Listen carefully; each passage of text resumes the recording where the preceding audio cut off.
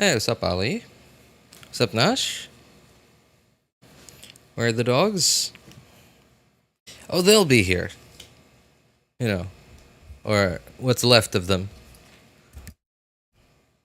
Why is there this weird box thing on the top? Okay, maybe. Oh, okay. It's because I have to full screen this thing. I see. Okay, I see. All right.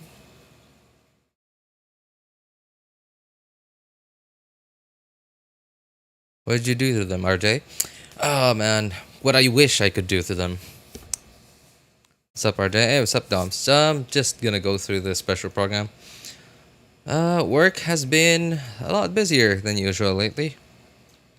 So, I can't, like, take a peek at the special program while working anymore.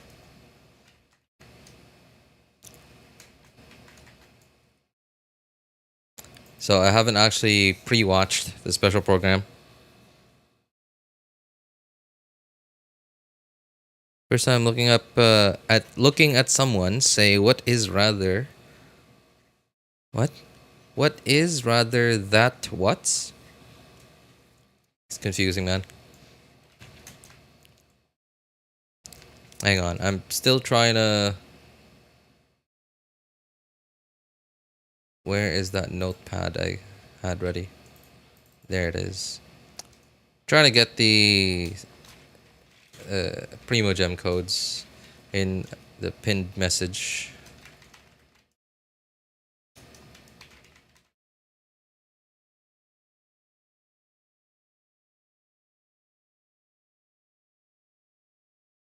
There you go.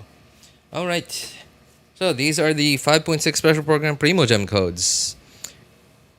Redeem them while they're here. They will expire on... well, what did they say again?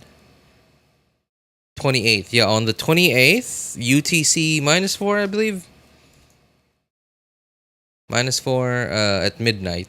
So I don't know what that is, my time.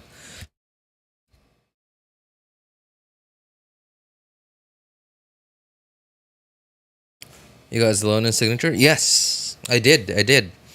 Um, I think I got it in a reasonable amount of wishes, but I'm still a little disappointed. Like, mostly because I really thought I had a good amount of Primogems, and I thought that I would have way more than that left after. Just to get one weapon. Well, technically I got two because I didn't get her signature, and then epitomized path, and then yeah, I got it. Um, but overall, a reasonable amount of wishes. Not terrible. Actually, pretty good in my opinion. Pretty decent luck. Not amazing luck, but pretty decent luck. Just a little disappointed at how little I have left after.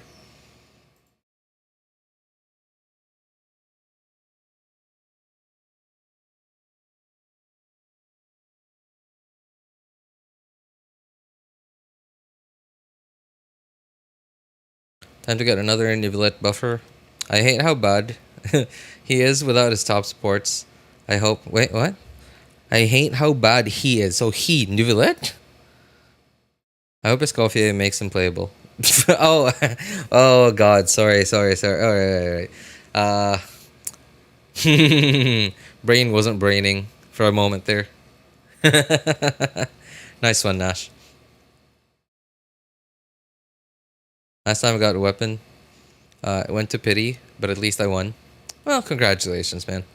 I might as well have gone to pity because I might as well have gone to pity. I got my first one early-ish, like into 10 pulls, and then I had to go to soft pity. Well, banner soft pity, a little shorter, a little lower than character banner soft pity. So I would say, yeah, like I got 2 5 stars, right? Like one 5 star, I'd rather not have gotten. I'd rather have just gotten the one I wanted in 20 pulls. That would have been much better. But hey, like at least it's it's okay. Just a little disappointed how little I had left.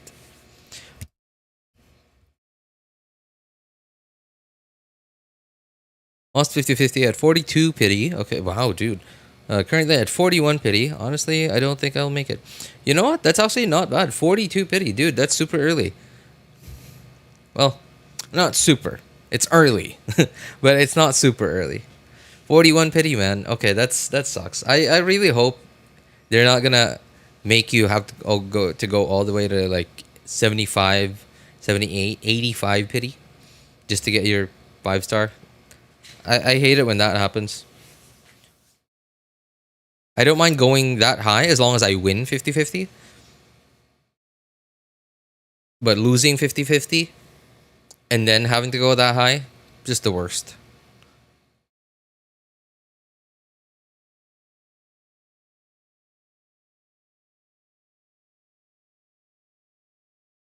Rather get Navia C1 or something. Navia, huh?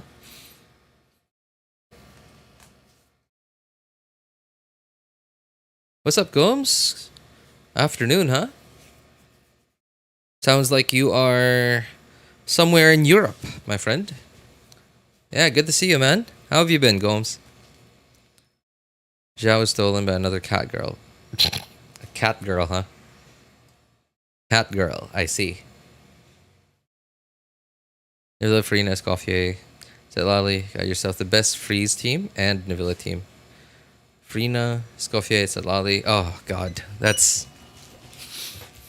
You guys just reminded me that I don't have Zetlali. Seriously, I'm tempted to buy one. One Wilkin, but resisting it since it's a good amount of money. Well, the thing about Wilkin is how many days are left of the banner? And how many days till you get the max primos from your one Wilkin? Right? So if you needed the primos from Welkin, and again, don't spend money on this game, especially money that you don't have. You should have done that a month ago.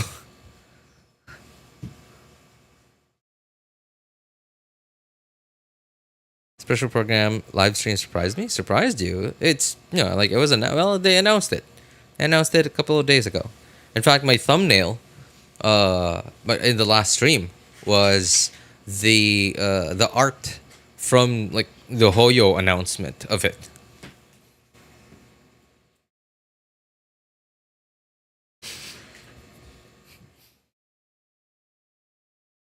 That Nivilla team gives 95% red shred.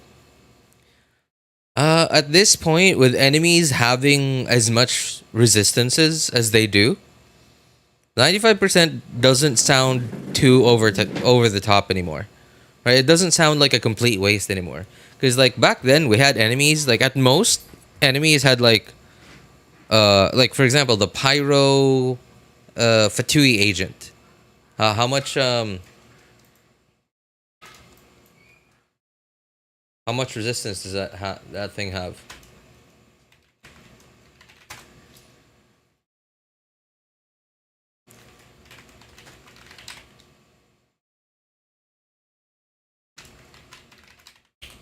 Okay, what are my keywords here that I should be control Fing? Stats normal. Okay, resistance. Okay, so 50% pyro resistance, and how about the? What are some enemy? Oh, okay. So, dude, I can't even remember the names of anything in Natlin anymore. They're so long.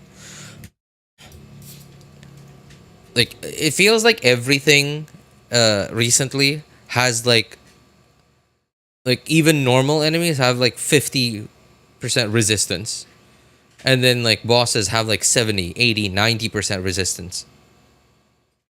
So so back then, right, against like treasure hoarders, hilly churls, 95% res shred would have been a complete waste. Like not a complete waste, but like mostly a waste.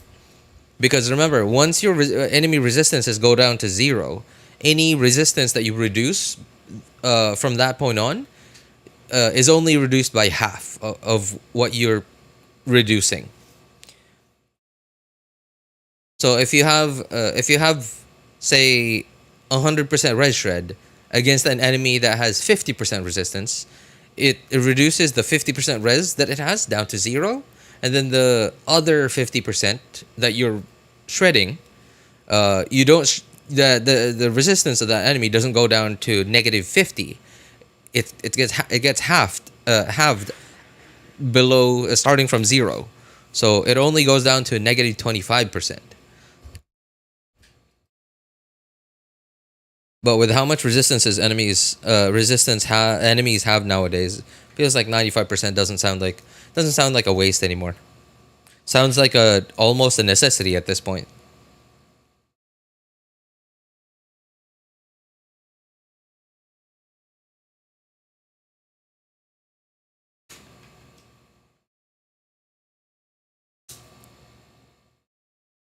Just wait till 380% resistance in Abyss unless freeze.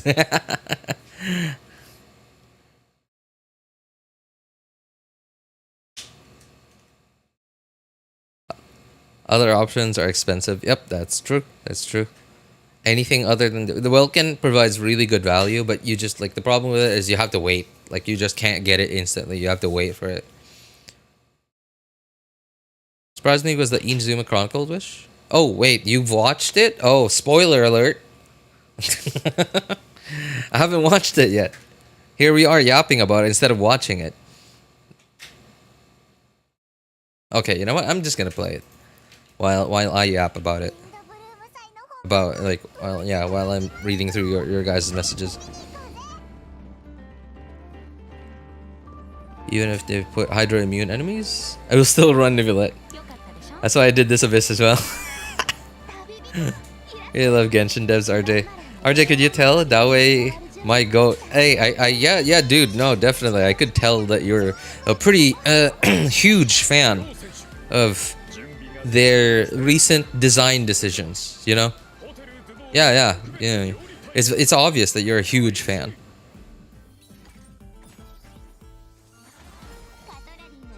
At Bill Kazuha too. Oh man.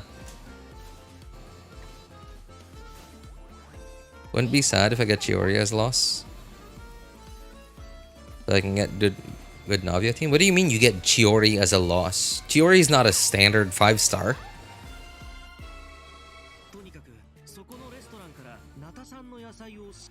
Oh, you mean shoot, the Chronicled banner. Sorry, yeah. You guys were just talking about it.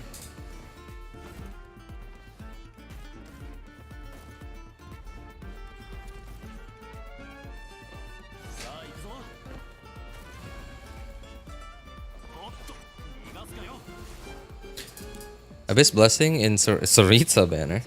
Frozen enemies have their... Oh, in Saritsa banner, okay. Resistance decreased by 700%.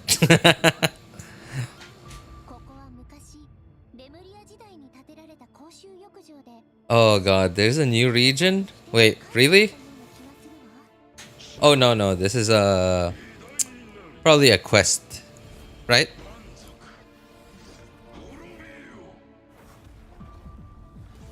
Yeah, that's probably just a quest area.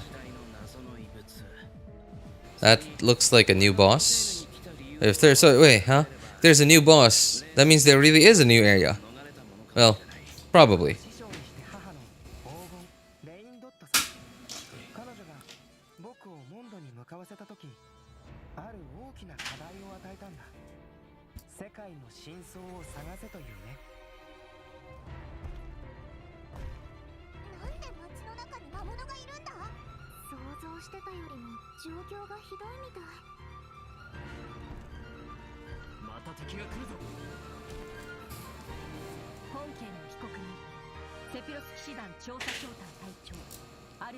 Last month, the new overworld boss has 380% resistance in Abyss unless you use phrase to counter it.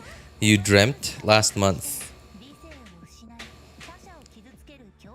Voices are all in Japanese. Can't blame him. Can't blame him. The English VAs are being... Well, not all of them, clearly, but... just not being very smart, you know. Just not being very smart.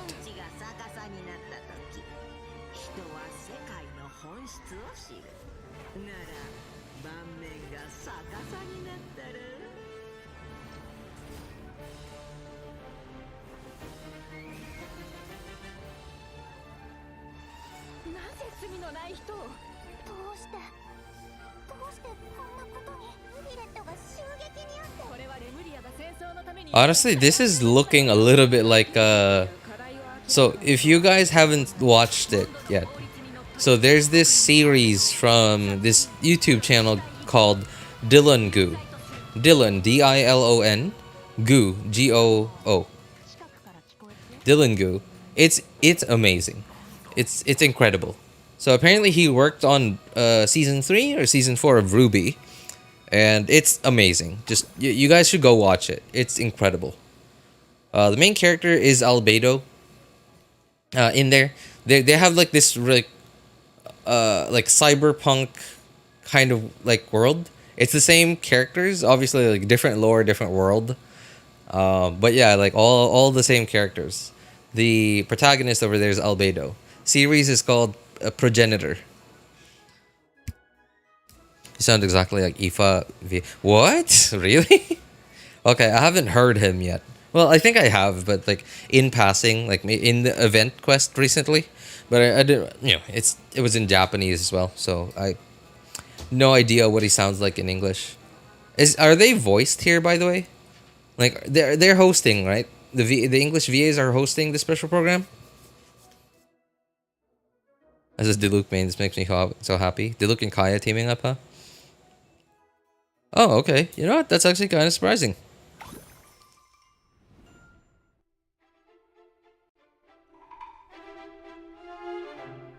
Hello everyone! Welcome to the Genshin Impact version 5.6 special program. I'm Jane Jackson, the voice of Varesa, and I have two awesome co-hosts with me today. Why don't you introduce yourselves? What up, my dudes? My name is Johnny Laquasto, and I'm the voice of Aoife.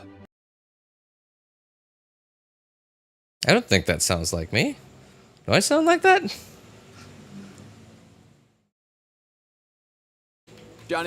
What up, my dudes? My name is... What up, my dudes? Johnny Laquasto, and... My name is Johnny Laquasto, and I'm the voice of Aoife. I don't think I sound like that now. I guess maybe the way he talks? What up, my dudes? My name is Johnny Laquasto, and I'm the voice of Aoife. But man, he sounds like way cooler than me though. I just no way, in no way that sounds like me. A little bit, but he sounds way too cool. Kind of sound like him. Oh, okay. Well, hey, that's pretty cool.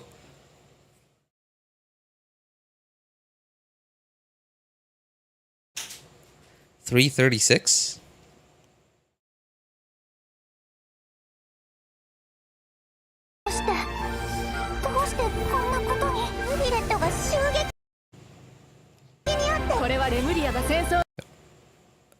Isn't Nuvulet made of water or something? He's like a water dragon, right? What would stabbing water do, I guess? Voice of Varesa, and I have two actually awesome co-hosts with me today. Why don't you introduce yourselves? What up, my dudes? My name is Johnny Laquasto, and I'm the voice of Aoife. Yeah, maybe if I was a little more upbeat. I think maybe if I was like a lot more upbeat, then I probably would sound a bit more like him. Hey, your turn. Hello everyone, my name is Emily Cass and I voice Escoffier. Is she gonna talk with a British accent? Well, somewhat British accent, like as Aoife? Or like is her English voiceover gonna have the American accent with it? I gotta say, I'm a little... No, I'm not. I wouldn't say I'm tired of listening to the American accent in like the English dubs in Genshin. But I don't know. I like a British accent, man. A British and Australian accent. I like it. Just sounds smart. Sounds attractive. I'm so excited to be here. And I am so excited to be hosting alongside you. Johnny Laquasto, and I'm the voice of... By the way... And I am so excited to be hosting alongside you two today. Oh, by the way, Emily, I have to say, the way your chibi's tail moves around is so cool. Oh, actually, it's not a tail. It's a self-adapting movement signal tracking support mech. Excuse me? Self-adapting movement signal. Self-adapting movement signal tracking support mech. Okay. It's a piece of tech, basically. It helps Escoffier in the kitchen and in combat. It's one of her essential utensils. But What the? Utensil. It's one of her essential She she's not even using her hands to hold the pole arm. Escoffier in the kitchen and in combat. It's one of her essential utensils. Yep. But it looks so much like a tail. Yeah, a lot of people think that. And considering how it looks, people even call Escoffier a demon chef. It's so like a third arm. It is. It is. Okay, that seems a little extreme. Well, I mean, she is a chef, you know. So like having extra arms is always a nice thing, right? How much about Escoffier? Can you tell us more about her, Emily? Absolutely. Let's take a look at her profile. Escoffier used to be the head chef at the Hotel de Bourg. Oh, cool. The hotel is famous for the extremely popular Used to be. Gâteau de Bourg. Wow, exclusive? Hey, what's up, Pinocchio? How's it going, man? Amount of slices are available per day. Escoffier is a master of precision gastronomy, which means she approaches cooking as a science. She even develops advanced mecha. You know, it's really hard Wow. That's not to some think of dedication to Asuna. the craft. Of course. Like, looking at her. Escoffier's kitchen, no dish Right, is it- ready to be served until If that's not Asuna, then I don't know what when is. she likes something, she gets completely lost in the flavors. It looks almost like she's in heaven. That sounds incredible. If this but- isn't Asuna, then I got no idea what is Asuna at this point. Like, Please say it's something hard. bad. It's really hard not to think of Asuna, like looking at her. And I don't even. I haven't even watched. I haven't even watched so much of the. A lot of the. What's their series called? Wow. What's their anime series called? Kirito and Asuna. Well-mannered most of the time. But when it comes Good. I'm alright, Noko. Thanks for asking, man. It's all for good reason, though. Escoffier believes her mission as a chef is to make haute cuisine accessible to all. So she's not just strict on other people. She demands Sword Art perfection. Online. Yeah. That's it. Sword Art Online. That's the only way to make her dream Yeah, I haven't reality. even seen much of Sword is Art that why Online. she I think does I've all seen those like this, cooking the methods? original, like the That's right. first With their one. help, even people who were short on time or cooking skills And can I've be always good at known that making a good it meal. was like a super popular anime, Okay. but I haven't That seen feels like a all of personal them. call-out. Only seen like maybe one But season. seriously though, I'm telling you, I could use something exactly like that. Same here. Emily, you said Escoffier used to be the head chef at the Hotel de Bourg. Does that mean she doesn't work there anymore? Yeah, that's right. She even had to spend time in the fortress of Meripede. The Fortress of Meripede? What happened? We can't divulge the details right now, but all will be revealed in Escoffier's story quest, treasured above all. So be sure to check it out if you're interested, travellers. You'll also be rewarded with extra ascension materials for Escoffier. Ooh. Oh, and travellers will get to take part in a one-of-a-kind culinary showdown in this quest. Not only will travellers get to experience Escoffier's mentorship firsthand, but special guests will also make an appearance. Special Oh, guest. this is what you meant by Nice. Xiangling's got a competition. Yeah, I because see, yeah, I see chef. Blubber beasts and Romaritime flowers. Wait, do we have to cook 4 blubber beasts using Romaritime flowers?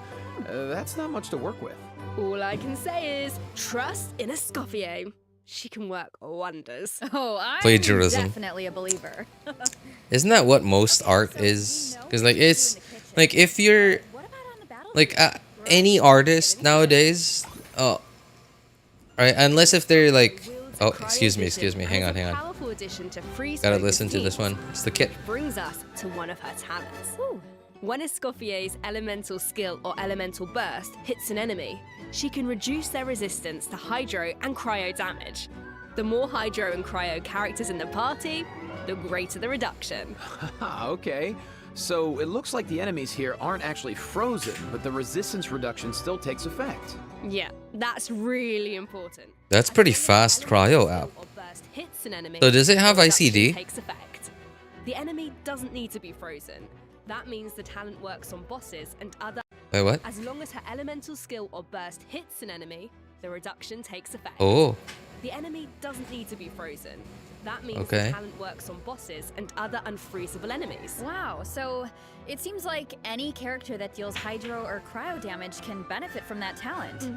I can definitely see her being a powerful support in freeze teams. True, but Escoffier is not just a support. she can dish out damage as Her well. off-field app is single target though. No way. Yeah, and when Escoffier unleashes her elemental skill, she summons a cooking mech to the field that follows the active character and periodically fires projectiles at nearby enemies, dealing cryo damage. So with her ability to shred resistance, she basically buffs her own damage. In addition, her elemental burst restores HP to the entire party. Incredible. Okay, so she can buff the party, dish out. So damage, she'd work and- really well with Farina. Sounds like she's pretty versatile. Yeah, and thanks to a different talent, she has another ability that really showcases her skills as a chef. If you hold her elemental skill, the cooking mech she summons can absorb elemental energy and convert it into a delicious dish. What? Her skills Excuse me? If you hold her elemental skill, the cooking mech she summons can absorb elemental energy and convert it into a delicious. You just get food? What? You just hit it with elements and it becomes food?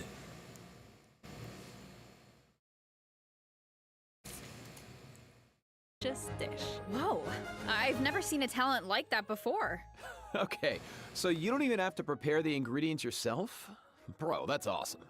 Yeah, and plus she can produce several kinds of dishes this way. Well, That's that will be nuts. so fun to check out in game. You just get So food. take note of this next For piece of people- news, travelers. For players who In the first use half of food a lot. version 5.6, Oh yeah, there it we'll is, have Navia. wishes for Escoffier For players and who use food a lot, that's gonna be awesome. Symphonist, No more collecting stuff. on the weapon banner. Just hit Our new Escoffier's skill. also enjoy a drop rate boost Ifa on phase 1. Okay. No way, bro. Okay, that's not bad, That's not my bad. line, but I couldn't have said it better myself. Oh, and Stove got power crept, right? This stove got power crept. in the new version. Wait. Who are you talking about? Okay, take a look at this clip and you'll see. All eyes are on me. Lowly servants, behold, the almighty Dragon Lord's magnificence. The heck are you on about? Why does no one ask for the autograph of the almighty Dragon Lord? Kahula how? Oh, wow. No way, bro. What? You little... Oh, dear. Oh, dear. Do you even hear yourself, bro? How dare you! You insolent, contemptuous... He sounds like Ahao sounds so much better in Japanese. Naruto's voice on it sounds just perfect. Darn it. Oh, wow. No way, bro. It doesn't sound as angry. Right? Like it just sounds, I don't know. The almighty Dragon Lord, Kahula is with... Yeah, like he looks silly in English. He just looks silly. He looks like a cartoon character. I mean, obviously he is a cartoon character, but like Naruto's voice on Ahao, like in Japanese, just like it fits so perfectly. Wisdom is wasted on you. No way, bro. See you later. Huh? Flash. Oh, you meant Kakuku and Ahao. Wow, I feel like those two could argue forever. Dude, you don't know the half of it. Hang in there, bro. You too, huh? Man, this bro thing is really taking off. Well, Kakuku is just that infectious. So, travelers met Ifa in the previous version, but since we now have the chance to add him to our parties, want to give us a formal introduction, Johnny? I thought you'd never ask, Jane. Absolutely. As most of you probably know, Ifa is a Saurian vet from the Flower Feather clan. In that land, humans and Saurians live and fight side by side. Saurians get sick and hurt just like everyone else. So Saurian vets do a very important job in that land. Okay. And Ifa is a really good one. In fact, you've probably heard of some of his accomplishments already. Like how he saved Kakuku's life, and now, of course, Kakuku works as his trusty Kakuku? assistant. Yeah, Ifa is practically a miracle worker. I heard Ahao got sick one time, so Kenichi took him to Ifa for treatment, and what do you know? Ahao was better in like 2 seconds. Can you get legendary food from Imagine Brazil? that. I think I saw Sounds one, like yeah. Ifa I think I saw really it knows earlier his in the stuff. footage. I wonder if he can treat all kinds of dragons, like even ones from other nations. I guess, in theory, yeah, I don't see why not. Plus, if it was an emergency, Kakuku could help him get there in no time. I mean, I heard the Flower Feather clan is known for riding kukasaurs. But this is less riding and more dangling, isn't it? Hey, this is a Kakuku appreciation zone only, all right? But seriously, just wait until you see him sprint. He spreads out those huge wings, and it's super awesome. Oh, and Wait, wait what? until you see Kakuku appreciation zone only, all right?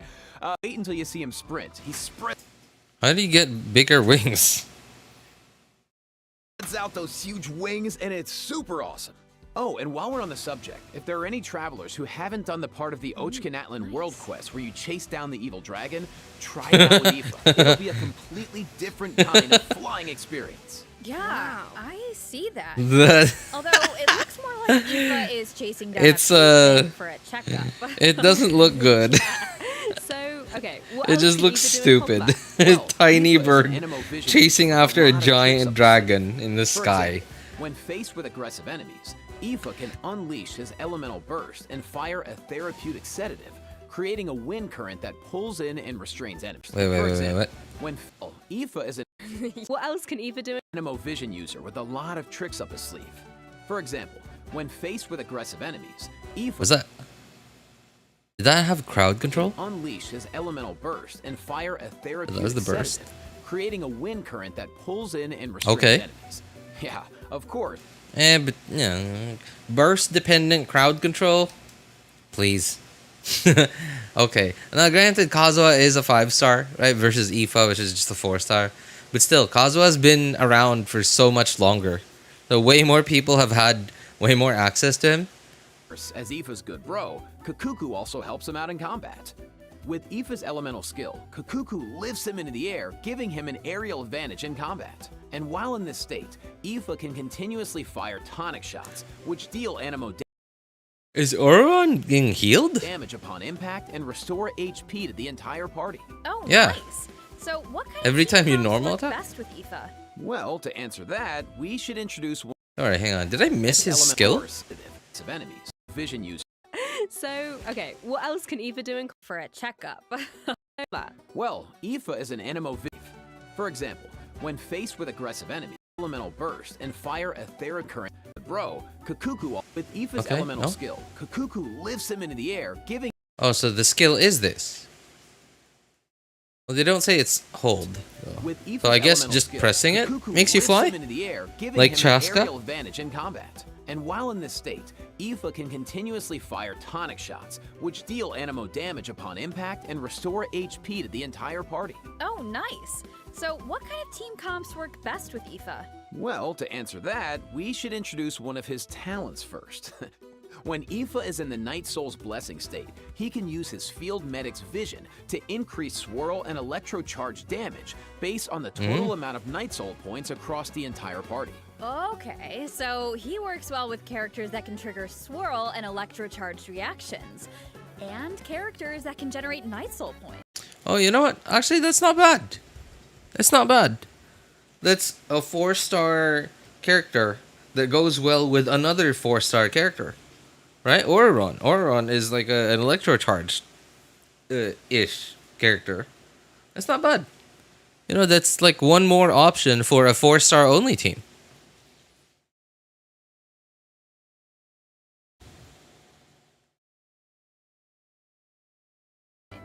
He seems like a really flexible unit. Yeah, he is. Plus, in areas with Natlan's phlogiston mechanics, if your current active character or indwelled Saurian's HP drops below a certain percent, Aoife can consume his own phlogiston to heal them. Nice, putting those medical skills to use. Current What was that? active character or indwelled Saurian's HP drops below a certain percent, Aoife can consume his own phlogiston to heal them. Nice, Interesting. putting those medical Exploration skills to stuff? Okay, use. sure. His kit seems really intuitive, and he helps with exploration. I feel like exploring the sacred volcano will be a lot easier with Kakuku to dangle from. What can I say? He is a helpful little guy. Now, moving on to our next bit of news, a new boss is coming in version 5.6, the Secret Source Automaton Overseer device. Travelers will need to defeat it to obtain ascension materials for Escoffier. Huh. I feel like we faced Oh, something so like I guess this we can't before. pre-farm for That's because this Escoffier. boss has the same origins as the secret source automaton configuration device from version 5.1. Both are pieces of ancient dragon technology. They almost seem like two parts of one terrifying monster. Okay, Jane, let's, this is where we should wrap this part up, I think, because travelers can search for their own answers to this in-game. Now, let's kick off the event portion. Oh, wow. There are Natlan characters in Fontaine? Is it because of a festival or something? Not a festival. An amusement park organized by Navia and the Spina di Rasula. Ooh. Auroran and Aoife are there to deliver Natlan produce for the event. But it's not all veggies and good times, unfortunately. Against the backdrop of the festivities, a smuggling case is uncovered, leading Kanich and Risley to cross paths.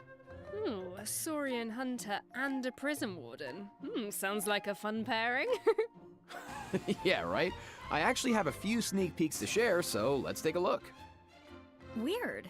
Why is Ahau cowering behind Kanich? I would have thought he was too proud for that. Oh, wait.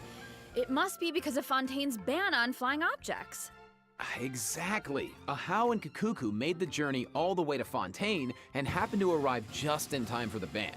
Ugh. Ahau was able to hide, but Kakuku... We already did got 100% straight expiration into the Natlan. power of Nermonia. Auroran thinks Kakuku Too late to be will released. manage to Yep. send all Yeah, the for important a lot of documents people, in the yeah. Palais flying around the building. Oh no, that can't end well. Well, what about Aoife? Isn't he going to come to Kakuku's rescue? Don't worry, with Nervalet and Risley I was there, gonna meet Kakuku's in Nivelet. good This is an hands. interaction I want to Plus, see. he might even So, learn a new question. How's a dragon, right? Yeah, how's a dragon? What kind of dragon is he? So he's not, like... I really don't understand what kind of dragon he is. Like, he's, like, well, you know, according to him, he was a powerful dragon. But, like, is he, like, a dragon that had anything to do with, is he an elemental dragon, is my question?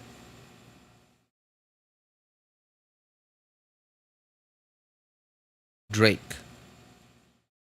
Gesundheit. Oh, sorry. I thought you were talking about the rapper. Okay. Yeah, no.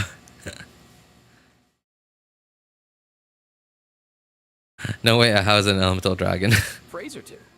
Hey, check it out. Risley managed to teach him one. Anyone want to guess what it is? Oh, I don't really know what it could be. I guess we're just gonna have to wait and see. Anyway, I wanted to point out there are two dragons in this picture.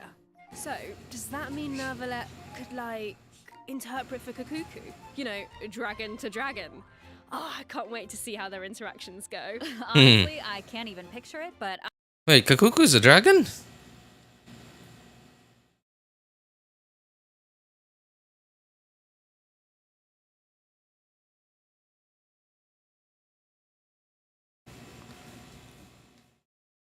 Is Kakuku like a how?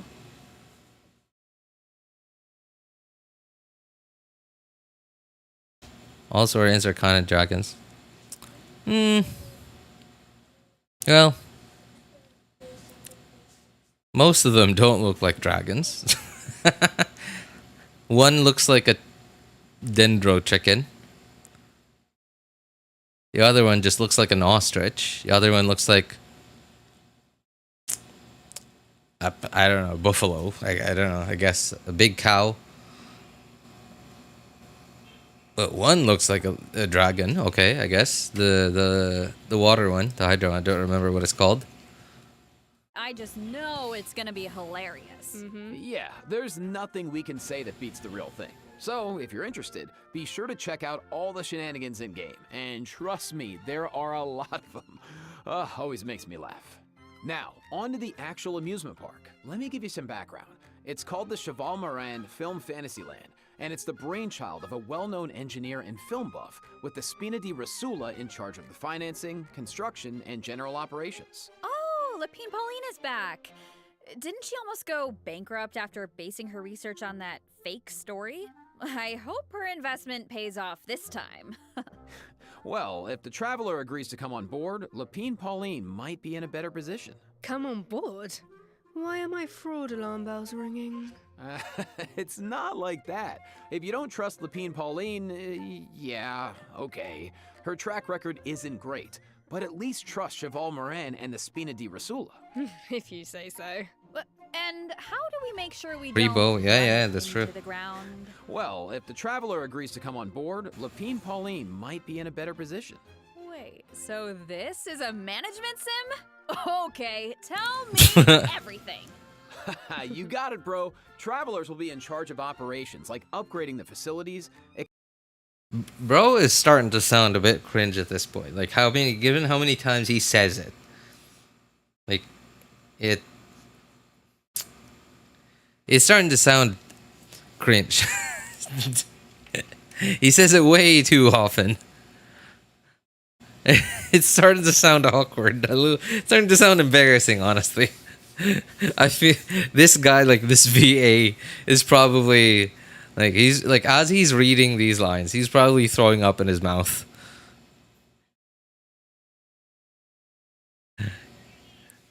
He's probably like, yeah, he's probably cringing so hard.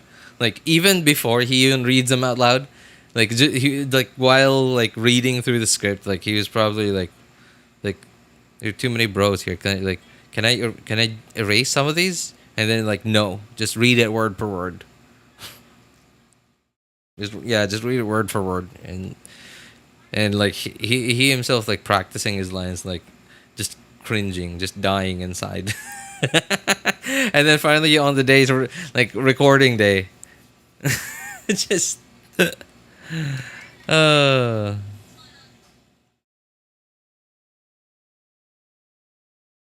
expanding the park and managing the staff.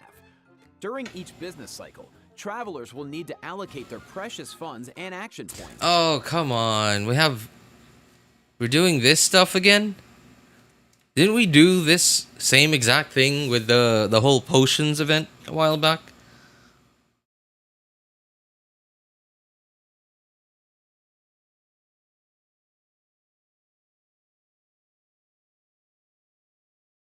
Okay, I don't mind the potion event because like, man, okay, so the potion event gave me like not really hope, but I wish the potion event was like a. I wish the potion event, like you know how the way you made potions in the potion event, I wish that they made that the artifact system. You know, like the artifact main stat and substat system. Right? Like where it's sort of skill based, but at the same time patience based. But at the same time, like sure, like you have to grind for it, but at the very least, it's not gonna be RNG forever. Right? But like honestly, I wish that they would make the potion the way that you made potions in that potion event from back then into like how you make artifacts and how you pick main stats and substats. And honestly, I wouldn't even mind if they left at least one layer of RNG in it. At least like they leave like at least the high roll or low rolls. Like there, even if they left that part of the RNG system, right? At the very least, you can sort of you at least have a choice for main stats and substats. But like, sure, okay, I don't mind keeping the like high rolls and low rolls, the different amounts of rolls, the different quality, the different quantity. I don't know what to call it, right? I don't even mind if they kept that.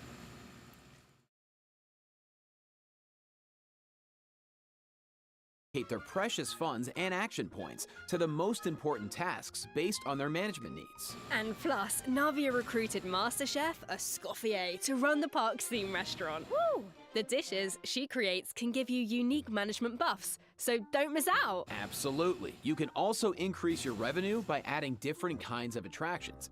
For example, in Eclectic Escapades, visitors can experience unforgettable adventure. Oh, sorry. I'm sorry. I got distracted because so I know we've done this before, right? Like underwater, going into the underground, the Fontaine like underground map. We've done something that looks like this before, where like we don't really have any control over where we're going. But I like ever since then, I've always wondered like why does it look so familiar? Why do I feel like I've seen this somewhere before? We have, well, I have. I don't know like if you guys have. So it's in GTA 5.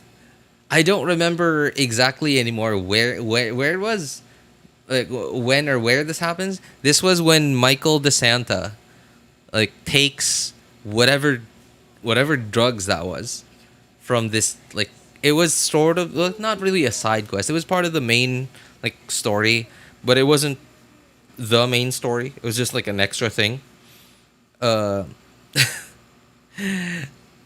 and we were the visuals were like we were falling from like really high up from the sky and like falling straight down to Los Santos.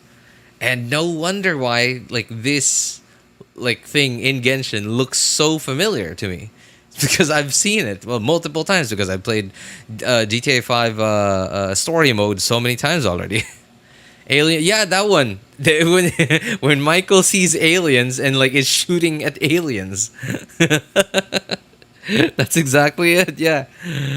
Oh man. When was the last time you went underwater, RJ? Me? Oh, actually, you know what? I went underwater last.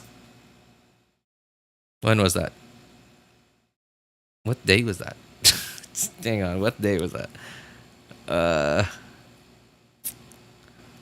Monday, yeah. I went underwater last Monday. Like IRL, sorry. Not in Genshin. I went swimming. Yeah, I went to the beach last Monday. Are aliens in GTA main story? No. Like Michael was high. Michael was high on something and like he was hallucinating. So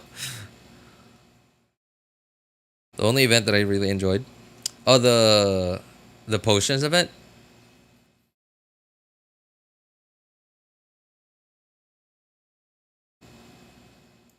where they fly through the air or dash The through water Philippines. at high speeds. Wow. Or there's movie masterpieces where you have to use special abilities to reach the end of the stage and seize the treasure.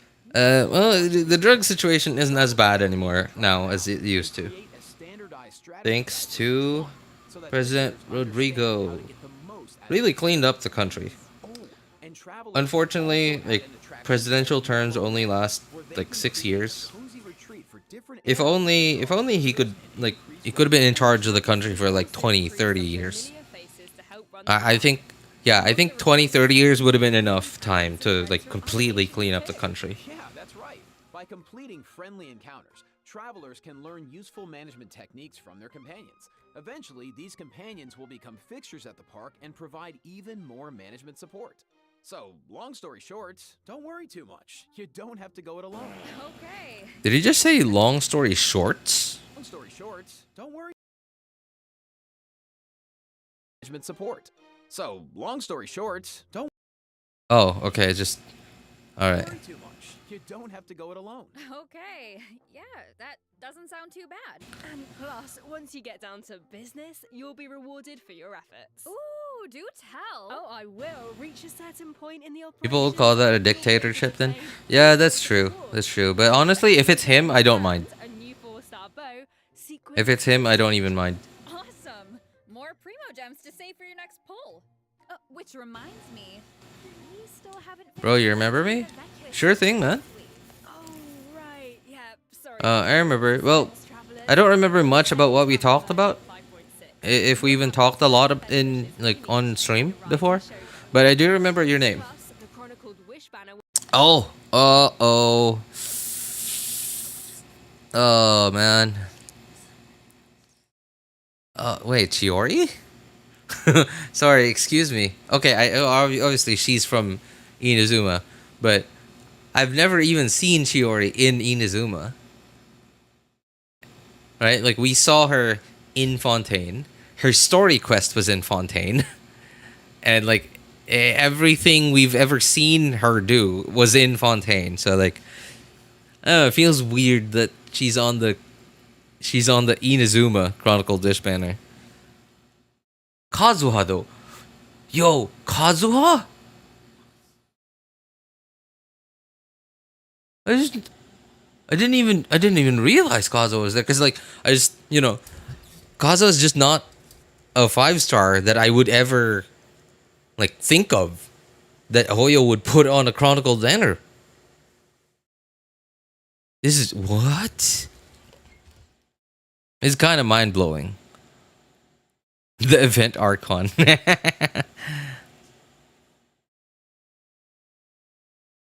Kazuha's deception for you to get Kokomi. Like, it's just obviously the Chronicle banner isn't as good as some people say it is, but like, well, it's good. It's good because like you get to pick a 5-star, right? And like it's very similar to like, imagine if the limited 5-star banner like let you pick, like gave you choices of 5 stars that you wanted, right? If it was a weapon, like similar to like imagine like a mishmash. Yeah, it's like kind of like a mishmash of the weapon banner and the standard 5-star banner.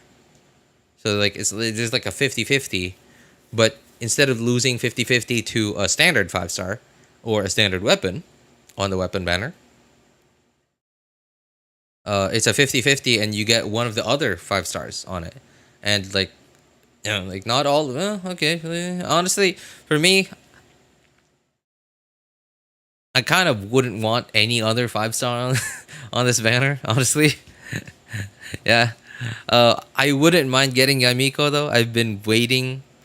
No, not waiting. Well, I can't say I've been waiting because like I just don't have any primos really. So like haven't been waiting for a Yamiko rerun, but I've been wanting to have a Yamiko on at least one of my accounts for a long time now. I just haven't gotten the opportunity to. Not because like no reruns or whatever, just no rerun during a time when I have a lot of primos, and like a primos that I don't need. Right? Like for a very long time, I've been dry on primos for a very long time now. So, I don't think I'm gonna be able to go for Yai this patch either. We'll be returning in version 5.6. I know a lot of travelers have been waiting for that. Weapon Chronicle banner doesn't have the same soft duty as normal weapon banner. It's 10 higher. Yeah, no, it's a normal. It's like a standard 5-star. Oh, sorry, not standard 5-star. It's like a limited 5-star weapon banner. Check it out if you're interested. Any weapons here that are worth noting?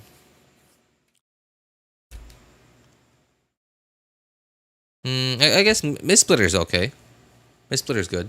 Uraku is also Uraku is a low base attack, high crit damage weapon, right? I don't remember anymore. Red Horn is, from what I remember, Red Horn is like the best weapon you can give Diluc.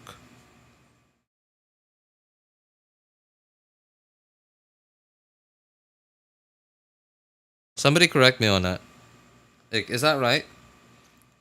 Because I see a lot of people who are like really good at the game who play Diluc.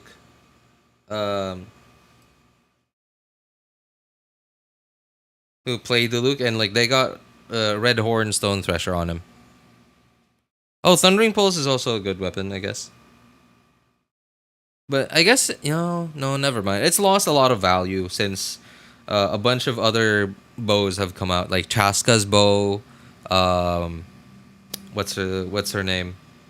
Yelan's bow as well, right? Like used to be Thundering Pulse used to be like a really high value 5-star bow, but like ever since like Chaska's, Yelan's, even Linny's bow came out, it's lost a lot of its value.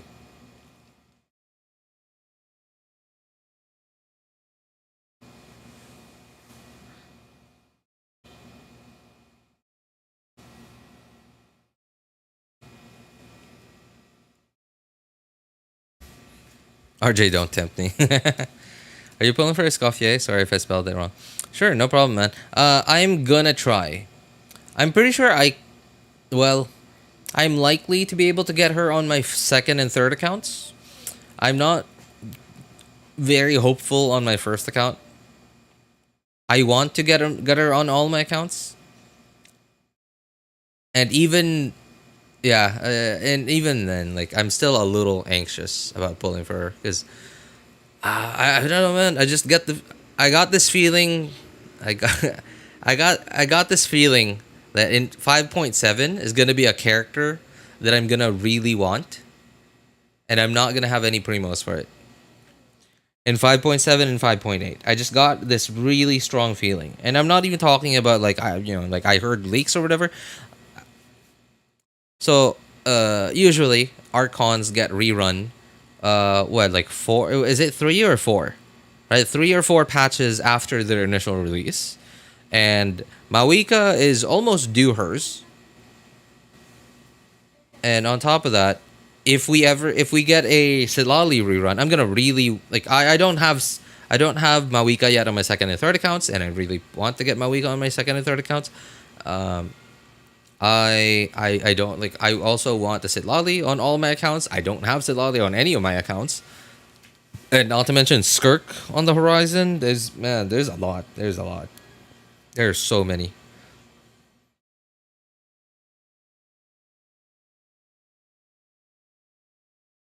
Can we use her in my Wika team? You mean Escoffier? Are you talking about Escoffier, Stella? Did you finish the Coffin Princess? Oh no, not yet, Atherma. Yeah, not yet, not yet. I just finished season 1 today, and it's just like as I was watching today, um, I suddenly got the vibe. Like I suddenly got like this weird like Pokemon vibe to it. I suddenly felt like a little bit like I was watching Pokemon, especially when they were about to fight the hero, like in episode 12 I think, yeah, in the 12th episode, because like she was friendly, right, and it just seemed like a friendly match, sort of like, and they're on and like like worldwide nationwide adventure, right? So like, is that not what Pokemon is, where like you're on an adventure, and like like almost every place you get to there's like a battle, and you have to fight someone. Now granted, most of their battles have been deadly, like like life or death, uh life or death, but this last one just really gave me Pokemon vibes. Where like it's just a friendly match, where no dying, no killing.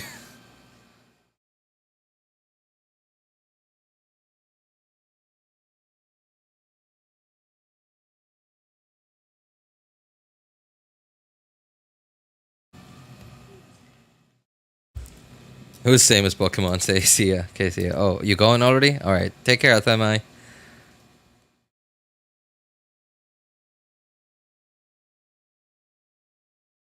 Best way to control addiction is to do single pulls on standard. I think it's different for everyone, Gomes. I feel like if I had an addiction to, I don't know, like gotcha or whatever, I feel like the kind of person I am, I feel like that would make it worse.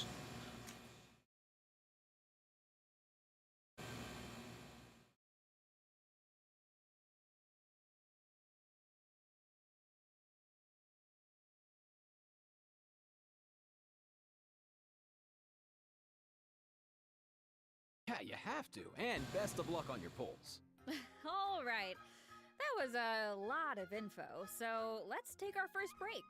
Here's the second redemption code. The banner will last for a month, right? The from what I remember,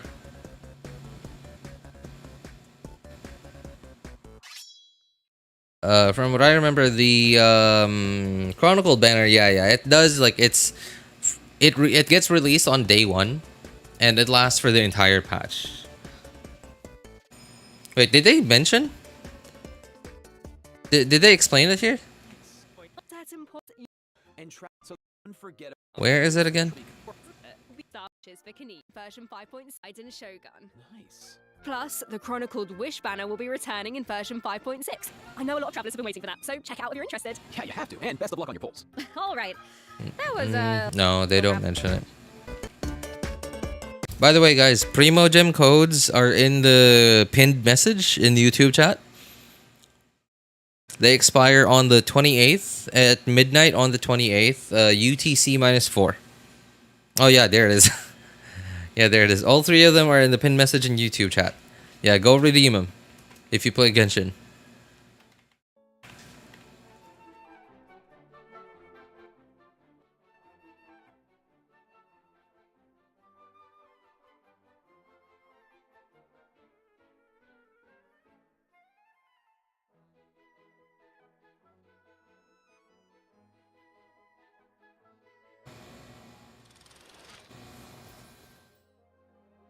The Windbloom Festival, once a celebration of flowers, now shrouded in unease.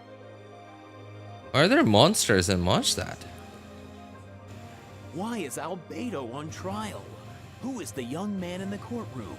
And is he friend or foe? What tidings does the Dodo communication device bring this time? The answers to these questions and more in the version 5.6 Archon Quest. Sorry, why does this sound so... It sounds like an advertisement. It sounds like an ad. Or it sounds like the Winamp guy. Winamp. Okay, I most of you guys are probably not even old enough to know what that program is. It's not an app. Like, it's not, from what I understand, I don't think there's a Winamp app on mobile. Maybe there is, I just don't know. But Winamp was one of the more popular music players from the mid 2000s, and it's like, I just like it. I really like it. It's probably not the best, but for me, it's a very convenient. It's good, very convenient music player.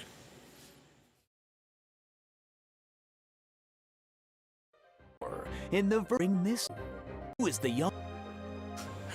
Sorry, I just have to listen to this again. Why is Beidou on trial? Who is the young man in the courtroom? Is this AI generated? It sounds like, I don't know. It sounds so generic.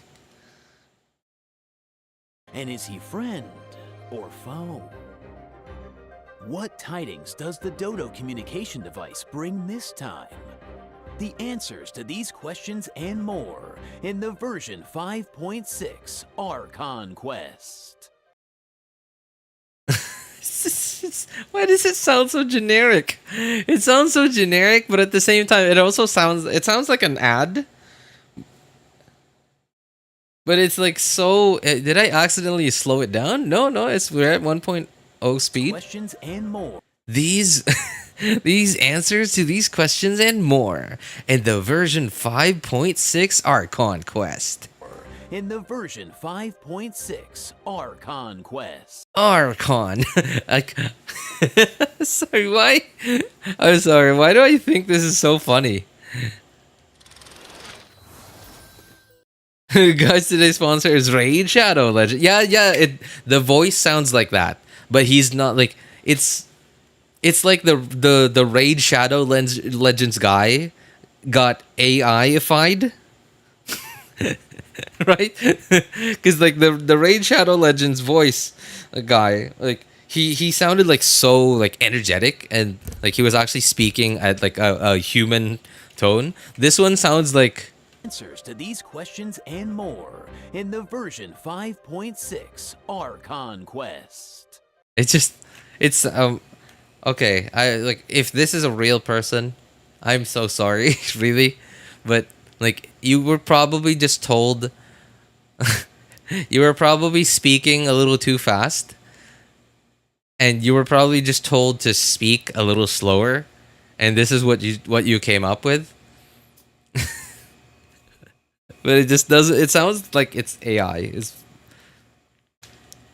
It really does sound like like the way he says Archon Quest. Archon Quest. Archon Quest. Like, who says Archon Like Archon. Who says it like that? Nice voice. Oh, nice. Aw, shucks, thanks. So, Wait, that was Aoife? Aw, nice. shucks, thanks. What? You're kidding.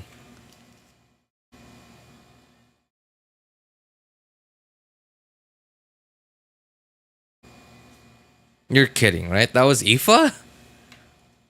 So, we finally make it back to Mondstadt, and Albeido's on trial.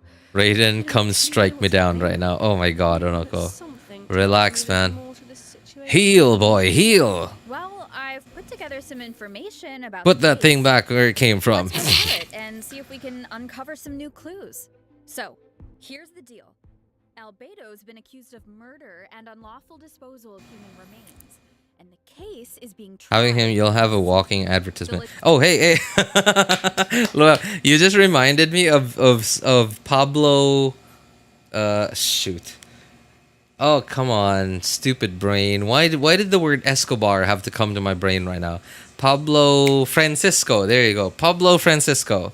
So if you don't know who he is, I haven't listened to that many of his stand-ups. But I remember seeing this like short clip of him being on I don't remember. It was a talk show. It was a Tonight Show or something. I don't remember what it was, but it was a talk show.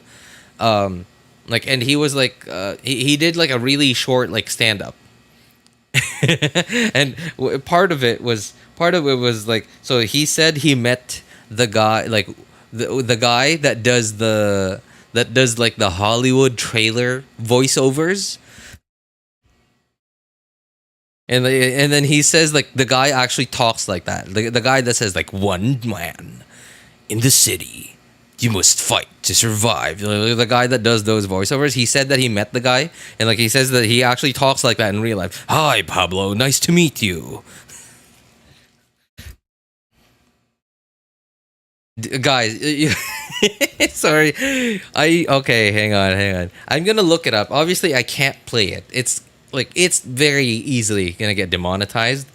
Hang on, but I'm gonna look it up just so I can find, so I know like what you guys can use to look it up. Hang on. Francisco. Okay. No.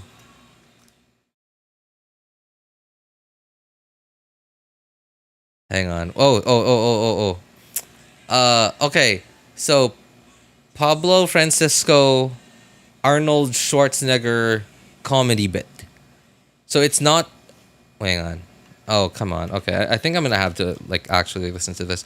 I'm gonna do it on the laptop so that the audio doesn't go through the stream. Hang on.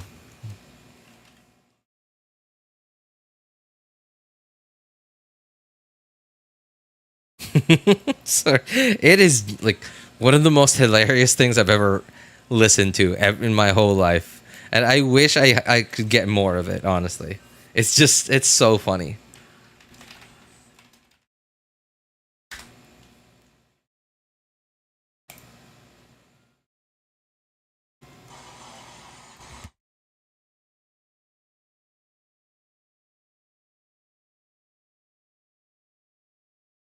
Oh, okay. Yeah, so that's the full bit. That's the whole thing.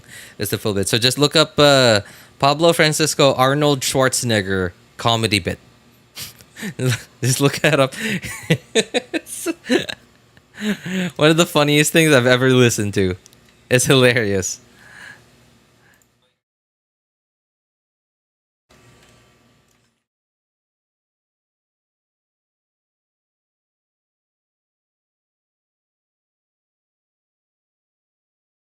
I feel so dead after watching this live stream. Stop, I'm dead. Care to share it? No, like obviously, like, if I play it, it's gonna get demonetized. Yeah, it's like no, it's definitely copyright, whatever. So there's no way I'm gonna be able to play it without demonetizing the VOD of this stream. Like when this stream becomes a becomes a VOD.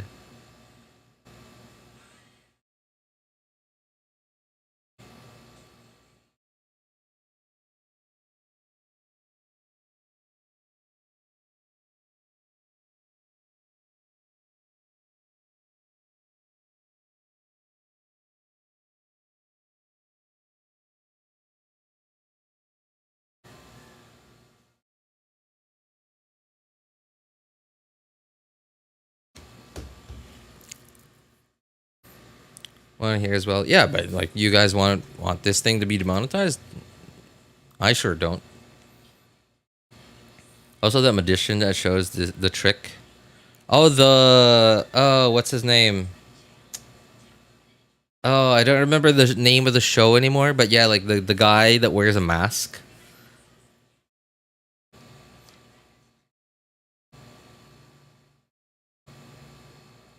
That was a pretty good show, actually. That was a sick show.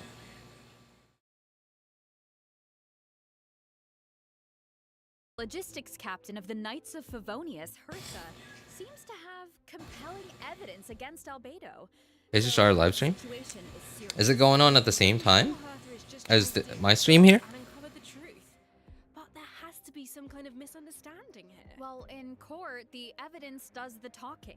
Travelers will have access to Beidou's office on the second floor of headquarters to do their own investigation into the case and hopefully track down some clues. So I saw Jean, Kaya, and Eula in the courtroom, all members of the Knights of Favonius, which makes sense. But it looked like someone from the church was also there. Oh. Just saying because I've been cringing. So he works with Barbara, Rosaria, and the other members of the clergy. Why are you cringing, bro? Which is interesting because You shouldn't be cringing so much, bro. You're a young guy, bro. He sounds like a Sorry, am I making it worse? The Dodo communication device is bad. Am I making it worse, bro? At some point, Venti needs it to get in touch with Alex. But on their first attempt, This clues collecting bit will be a pain. I'll watch you suffer first, then do it myself. Oh, come on. Oh, yeah, you... Oh, no. It's gonna be a bunch of that, like, clicking clues bit, isn't it? Oh, no. Oh. You know she's the mother of the most adorable flea and an elder of the Hexen. Oh, come on, man. What the heck is that thing? Wait, could it be because of the monsters in the city? Are you for real, bro? she did say the number of monsters around Mondstadt has been skyrocketing lately. Right, and now there are even more monsters in the city. So maybe Venti is reaching out to Alice for help. I think you two are onto something. And if we take a look at this map, we can... It sounds like the guy who wrote that script. Sounds like either they're a 14-year-old who just discovered the internet for the first time, or they're a fresh graduate, like they just graduated from college, got an internship, got told to write this script, and like they were an introvert their whole life, and yeah, they were an introvert their whole life, and like even in their teenage years never really got onto the internet because like they were buried neck deep in homework. Queen on the chessboard. Anything to defend Mondstadt. I'm sure travelers aren't scared. Boomer definitely wrote the script. It's possible, but it's also very possible that it's like a fresh graduate, like a 22-year-old who who had zero access to the internet, and their dad was a boomer. Well, like I guess like it doesn't have to be a boomer. Like it could be like the same age as me, honestly. But like never really moved on. Like their dad like was like maybe I don't know, like same age as me or a little older than me, and never moved on from the 2000s. Right? Never moved on from the 2000s. Had like hundreds of VHS tapes of movies and TV shows from the 2000s. Phase of the trial.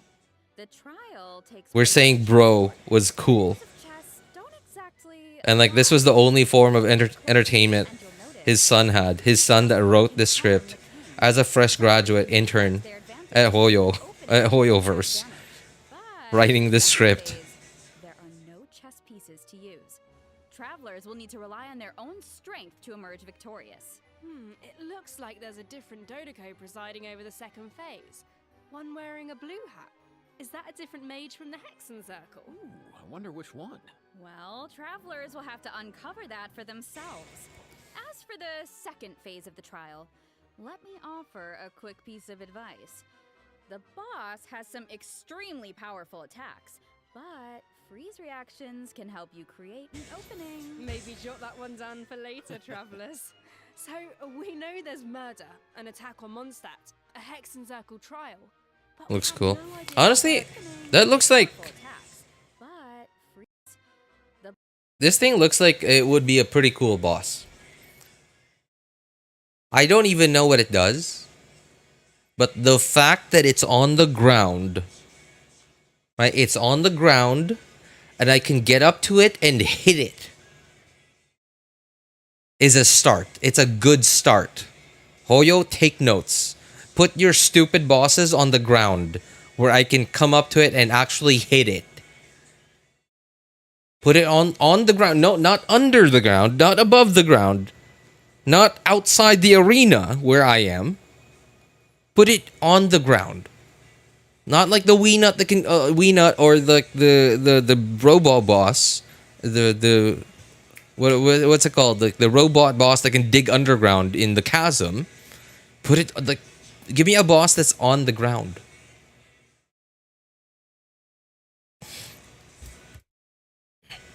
Right? And because like it looks a little like chubby and clunky, I imagine this thing can't move around too much.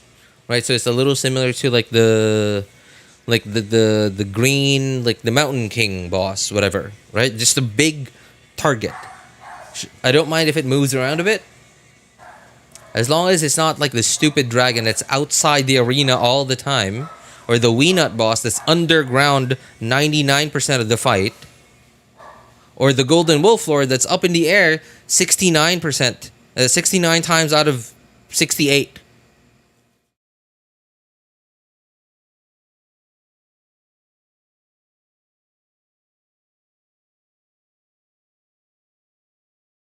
And no stupid parkour mechanics, right? Or the narwhal. Oh, yeah, right? Right, it's just a good old fight. Good old fight. Like me hitting him, him trying to hit me. Right? Like just give me a boss like that. A normal boss. Stop it with your creativity. It sounds so negative. It sounds so negative. Telling someone not to be creative. Chasm worm. Oh man, I can't remember what it's called anymore.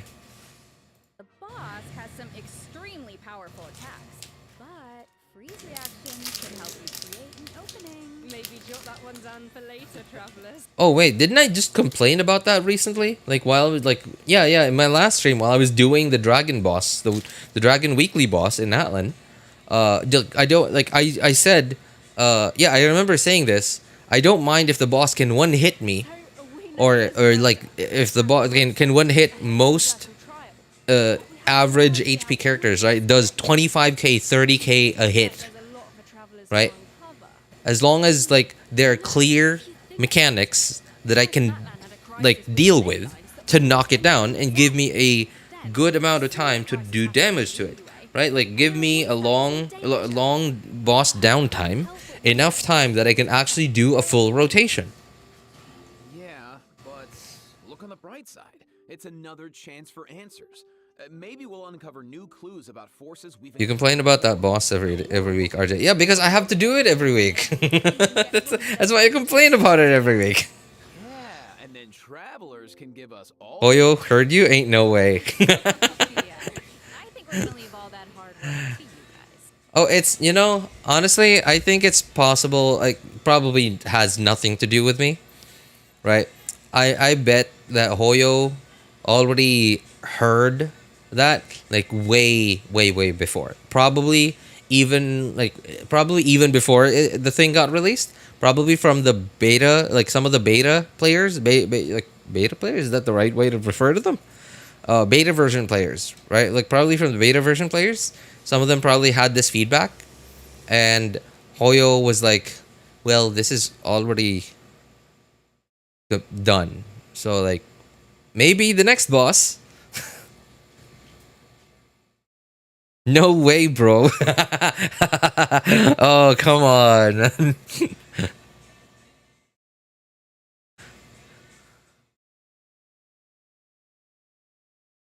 The devs, the fans in the background. Hoyo's too old, man. You have to remind them every now and then. Yeah, you have to remind them, bro. This is so embarrassing.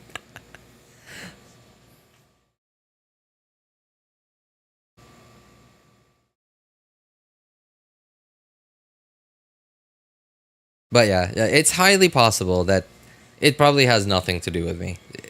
Like maybe beta testers. Oh yeah, that's the word I'm looking for. Beta testers probably had the same feedback, and then Hoyo was like, "Well, it's almost we're done with it." So, okay, duly noted. Next boss.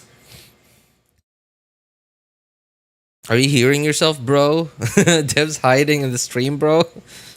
Alright, okay, well let's lighten things up and dive into the remaining version 5.6 events.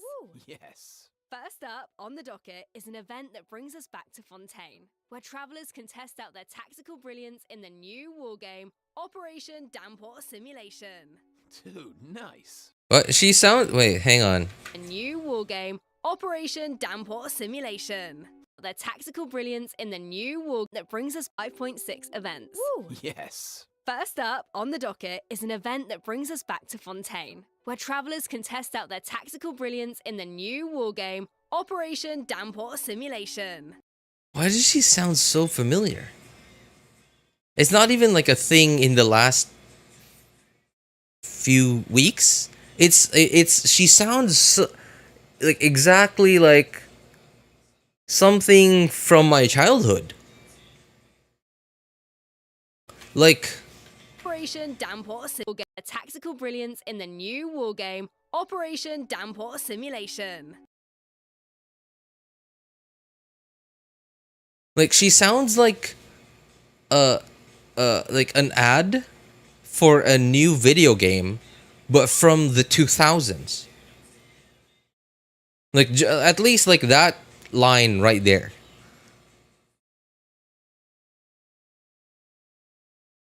Funny that you say deja vu, Ali, because like she's from Fontaine and like deja vu, haha, French.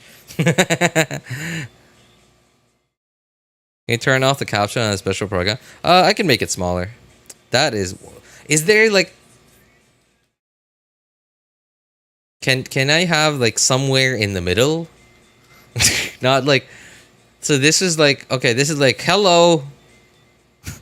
And this is like okay, I can like my eyes are terrible and this is like okay, a little bit too big for my preference.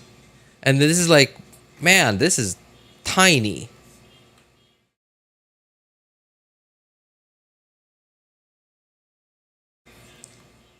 Everything sounds like an ad now. But like I think it's mostly because of it's the script, I think. Yeah, I think it's the script. Cause like listen to her. First up on the docket is an event that brings us back to Fontaine, where travelers can test out their tactical brilliance in the new wargame Operation Damport Simulation. Right? Like I think it's the script.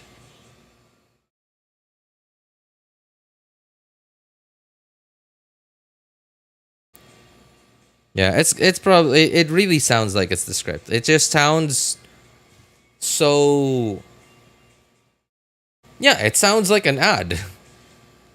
It sounds like an ad. The exact script.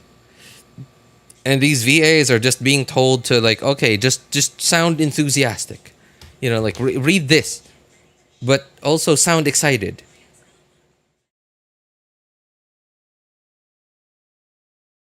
Correction, script ain't scripting.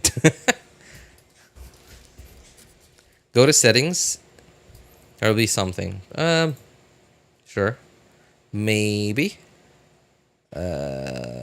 Quality. Oh, subtitles. Options. I think the size is 50%. Oh, no. Yeah, no, I think that's it. Oh, wait. What?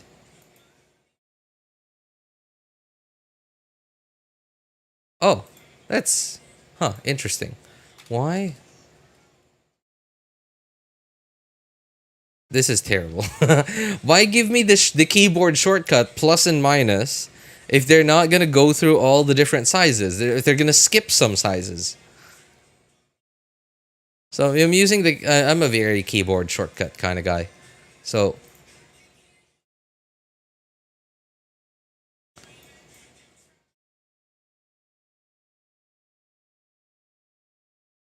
White instead of black. I think I'll just turn down the thing. Transparency. Oh, there. Oops. Wrong way. That's awkward. Sure. You know what? I think I'll just keep it at 50%. Oh, I know. Dude, nice, bro. This wargame comes with all new offensive and defensive gameplay. The key to success is really understanding your game pieces. Okay, what do you mean? Well, for example, is it a melee or ranged attack piece? Can it quickly Clash of break through Clans. obstacles, or maybe even bypass Oh them god. entirely? Yeah, you're right. Once you feel like you know what you're doing, You're absolutely you can test right. out your skills in co-op. The actual gameplay is pretty simple. What this event really tests She sounds... Wait, why does she sound like that? She sounds like... obstacles, or maybe even bypass them entirely. Once you feel like you know what you're doing, you can test out your skills in co-op. The actual gameplay is pretty simple. What this event really tests... The actual gameplay is really simple. Like, and like, there's like this... It doesn't... Like, it's not... There's like this awkward pause. It makes it sound so... Like, it makes it sound like she's just like... She's just reading the script for the first time. And like, she has it... She has it in her hand as they're recording.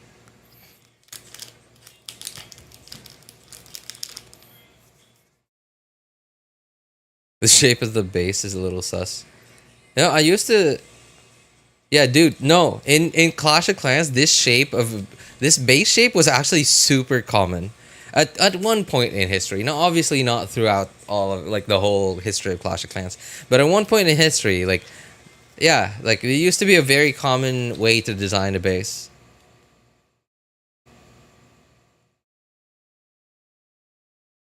is strategy. For example, when adjusting your defensive lineup, you can even set traps for your opponent. I see a button called Defensive Simulation. Looks like we can use it to test out our strategies? That's right. And once you set the defensive and offensive lineup that works best for you, the battle is ready to begin. Yeah.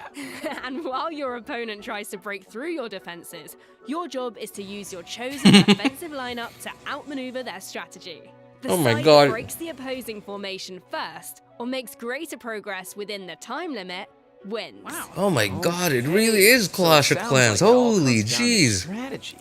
All right, so get tactical, travelers. Now, if that last event was mostly about brain power, this next one is all about firepower. Let's go. Okay, let's take a look at the gameplay. Think this is a simple battle for coins? Well, think again.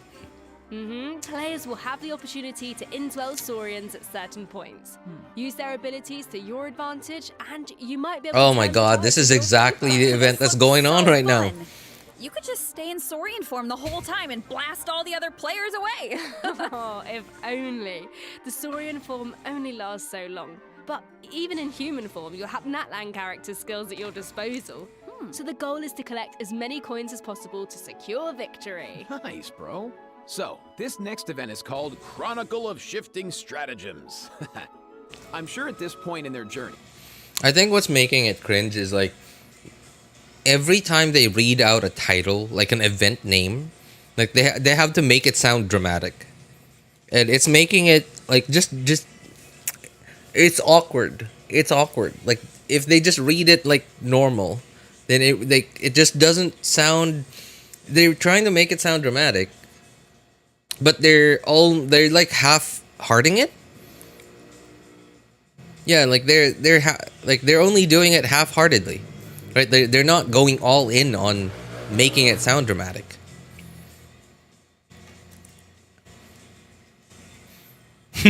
Nice, bro. IFA's VA April 25. Travelers have gained their fair share of companions and have tested out their skills in I'm a a E-drag variety of spam. different situations. But maybe there's a character you want to learn more about, like Escoffier. Playing this event once Let's say you Battle want to test Royale out your event is out. potential in different team comps. Then I highly recommend. Oh, something I saw in the dev patch notes, by the way, was you know how in Imaginary Theater we get stars, but like up to this point it's been like stars in Imaginary Theater have been completely useless, right? Like nope, like even if you get 0 stars, you still get all the rewards. So in the dev patch notes, which they released by the way a couple of days ago, and they're probably going to talk about it a little bit here. So apparently we're getting rewards, and if you get 9 stars out of 10, you get a shoot. What's the bottle thing called? The thing that you need for the artifact transmuter. I think it's great that they're giving us that as a reward from Imaginary Theater, and like 9 stars, sure. Like when I'm the elixir, thank you. Yeah, the elixir. And I'm I'm not excited about it because now there's a reward that I want to get every time that I don't want to miss out on.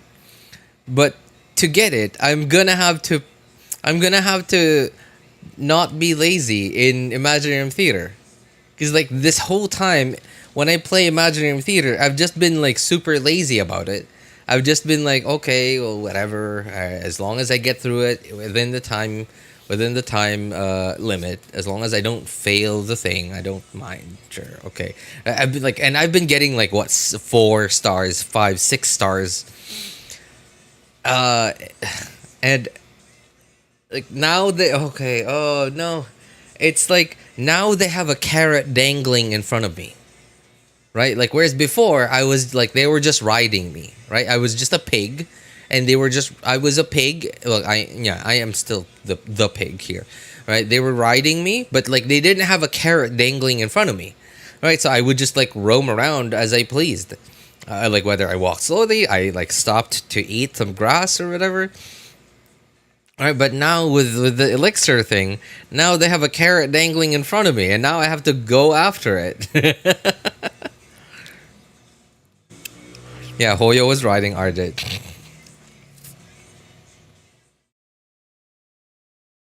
Weren't there rumors of the Elixir rework as well? No, wait.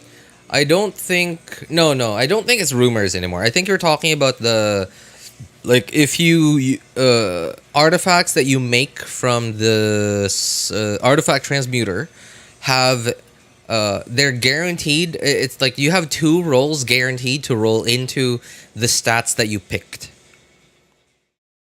No, it's not rumors. It's not rumor anymore. It's in the dev patch notes. The notes they included it, and it's fully confirmed now.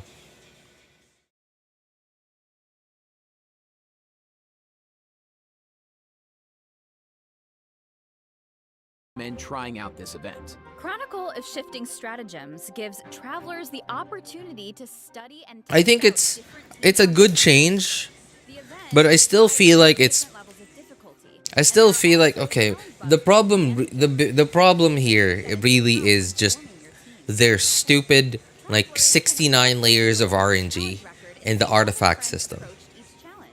If they just reduced that, then they won't have to like. And I understand like they're being really careful about giving us about just straight up giving us like letting us pick substats and main stats, right? Like I understand that like and like sure they're giving us like one tiny piece at a time. I understand that they want to be careful with it because the ideal system is like so far away from where it is now. right? Like not the artifact transmuter. I'm talking about like Genshin's RNG, like artifact RNG system. It's so like it's like 69 miles away from where I think the ideal version of it should be.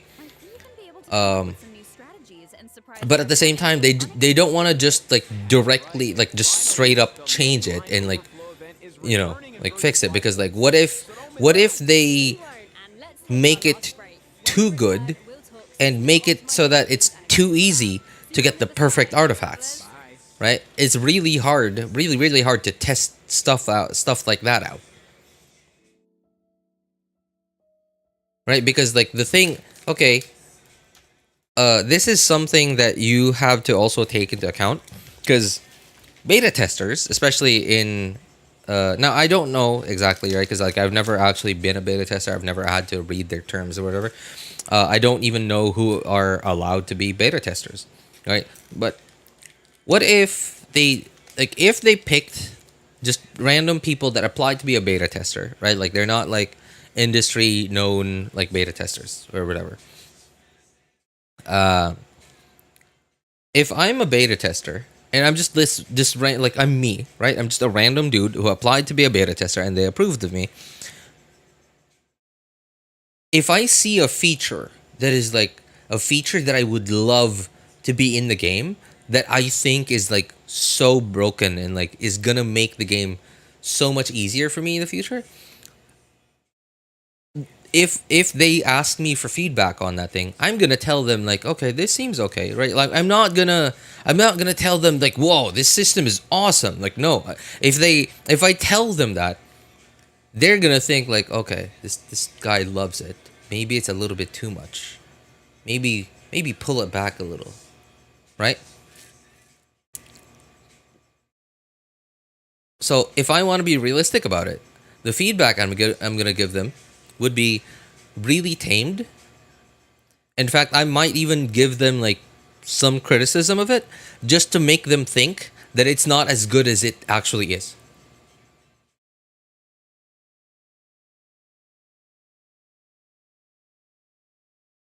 So that's how I would do it. Yeah, so like so even though they have beta testers, right? Like it's still not, I don't think, if I was a developer, if I was the guy in charge of making the final decisions on what updates get done when, get released when, I would be very careful about just straight up going straight to the end goal of what I think a certain system in my game should be. Because what if something ends up being too good, especially in the kind of community that Genshin is, right? Like the Genshin players are. I can't take that back anymore. Right? And like imagine like at some like nowadays Zhongli isn't as OP as he used to be, but for a very long time there, Zhongli was actually very OP. And imagine if Hoyo decided like, oh, Zhongli's a little bit too OP. Everyone's using him all the time. Like nobody's taking damage anymore. We better nerf him. Like at some point, like during his peak, if Hoyo suddenly decided, well, we made Zhongli a little too OP. Let's next update. Let's reduce his shield multiplier by a little bit. Like that's not gonna happen. Like look at what happened with Nivelette as well. It wasn't even like part of his kit, right? It was just not necessarily a glitch, but like something that was exploitable, that people exploited. And then Hoyo was like, okay, well, we're gonna fix it. Unfortunately, like I still think Hoyo could have done a much better job of quote unquote fixing it. They could have fixed it by actually fixing it instead of like instead of keeping it in the game and just punishing people for using it. I think like they really could have actually fixed it. But they didn't. They decided not to do it. They decided to be lazy about it and just decided to punish people for using it. Oh, hey, what's up, Kelsey? How's it going, man? They should nerf Nivelette, to be honest. I would love another 16. Sure.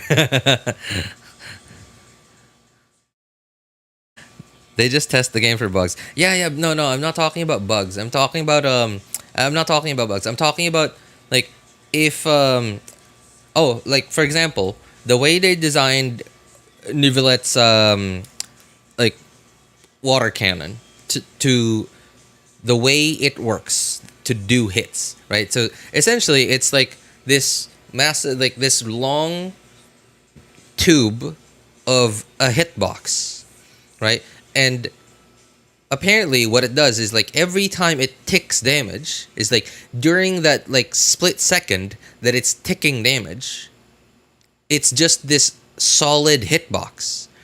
So and it's just this solid hitbox, and if you can spin your mouse fast enough, if you can do like a 360 within the split second that this hitbox is solid and like ticking damage, everything in that 360 degrees around you will take damage from, because it's the solid hitbox of that the water cannon was ticking damage within the time that they all got hit. But because you could spin your mouse fast enough, like, you know, like here, it's right. It's not a glitch. It's just a consequence of a design choice that they had, and it's not broken, right? Zhongli, sorry, not Zhongli. Nivelette's not like Nivelette's attack isn't broken. It's not a glitch. It's just a consequence of the. And when I say design choice, they chose to make it so that his water cannon worked that way. Right? If they just decided to make it so that, let's say, hang on, I'm sure, like, hang on. Let me see if I could come up with like a different way, not a better way, but just a different way to make it work, right?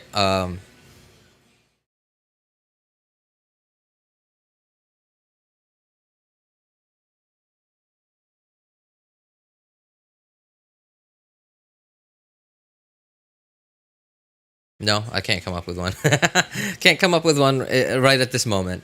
It's gonna take a much smarter brain and a little bit more time, like a much smarter brain than like slow RJ brain, and quite a bit more time than what I got on stream to come up with a different way to do it. But I'm sure like the smart people at Hoyo could have come up with a different way. It's just that someone at some point made a decision that, okay, we're going with this. We're going with this way. We're gonna choose like this, like, you know, this design.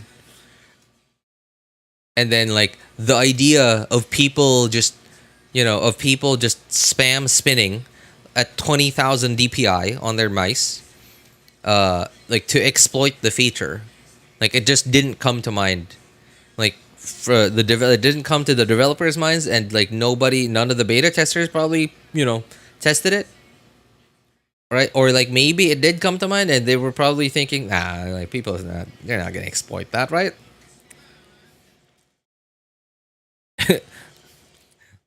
They had a little bit too much faith in the Genshin community, I guess. Beta testers don't decide on damage values. No, they just provide feedback. It's the developers that come up with like the final numbers based on the feedback. I was ready to pull Kenichi's signature until I saw the Inazuma Chronicled Wish. And there was Kazuha in it. Oh, jeez. Okay, I don't have Kazuha yet. Don't roast me. I joined in 5.0. Hey, Kelsey, you're going to be very happy with that, man. You're going to be very happy with it. Also, like, I wouldn't recommend going for Kenichi's signature weapon. Like, it's a good weapon for him. Don't get me wrong. Right? It's a really good weapon for him. It's just not a very good weapon because, like, compared to, especially because, like, in Genshin, there are a bunch of weapons in the entire game that are good on the character it's designed for, and a bunch of other characters as well, right? So, like, and you're not, just because this weapon can only be like is only good on one character doesn't mean you're spending less Primogems and wishes on it, right? You still have to spend the same amount of Primogems and wishes on it because they're both the same. They're both weapons. Right, so that's why, like, I don't see it as a very high value weapon. There I go. Gonna play some Genshin at the farm. Have a good day or night, guys. Oh, all right. Hey, thanks for hanging out with us, Onoko. Take care, man. I'm back in a bit. It's Friday here, but it's already Saturday in China, so new manhwa. Oh, okay. All right. Take care, Ali. Enjoy, man. They have 0 to no opinion there. In really?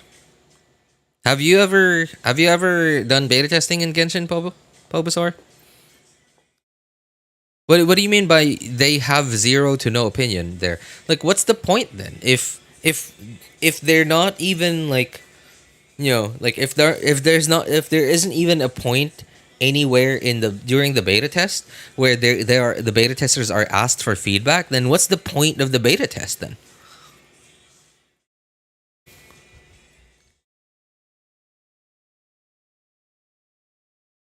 Check for player experience? I mean, like, but yeah, how do they check for player experience, right? Like, they have to ask for feedback, right?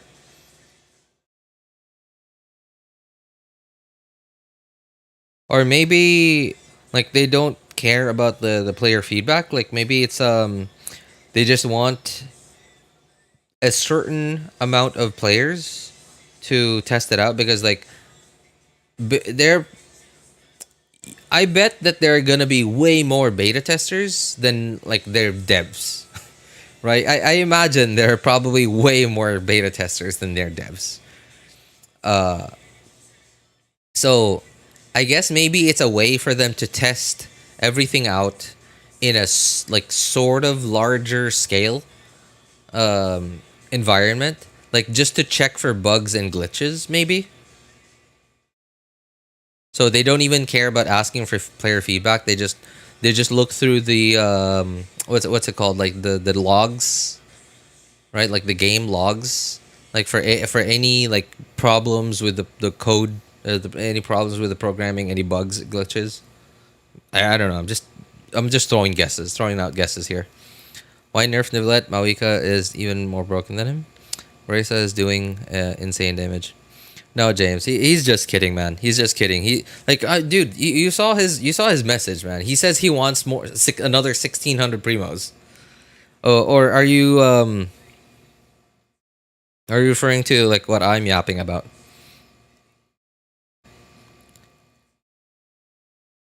Avoid any big bugs, things like that. Probably, yeah. They, like probably because like even if they don't ask for player feedback, they can still like just look through like the system logs.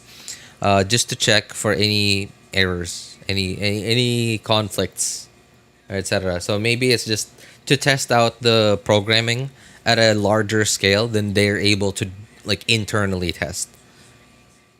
Buff old characters instead, like Venti. Constellations are so underwhelming. Underwhelming? Underwhelming doesn't even begin to describe it, my friend. Like, look at Venti C. Is it C1 or C? I don't remember. Like, one of his constellations makes it so that his charged attacks throw out 3 arrows instead of 1. Venti charged attack? Are you kidding me? Who's using Venti that way?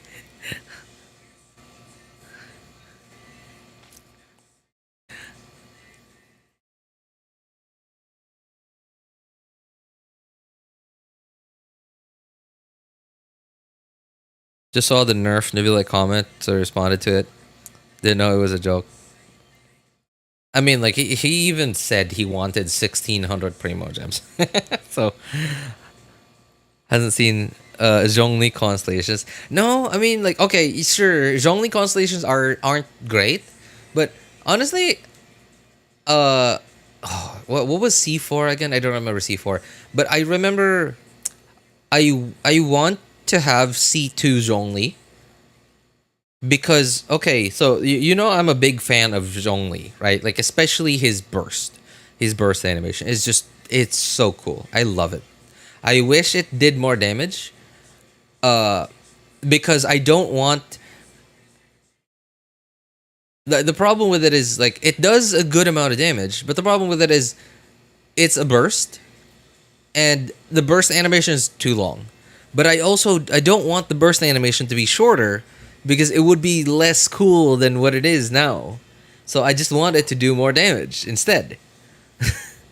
So so that I'd be more motivated to use it more often. I'd be more motivated to build Zhongli better so I get to use it more often. Like I like it. It's so cool. And C2 makes it so that I get a shield when I burst. Right? So like that is even more motivation for me to keep using his burst. And it saves me, like, it's, you know, it's decent, right? Like think about this. Like, you don't have to hold E anymore and then burst, right? You just gotta burst.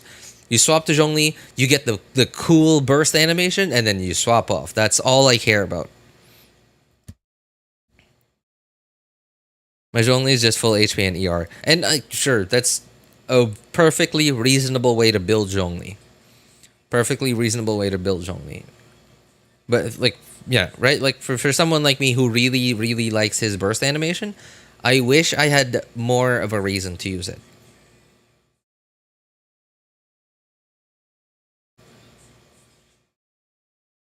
I don't have Zhongli, but still would pull for him if he has a rerun. But yeah, newer characters have so much better cons, even 4-star runs. Honestly, I think that's a good thing.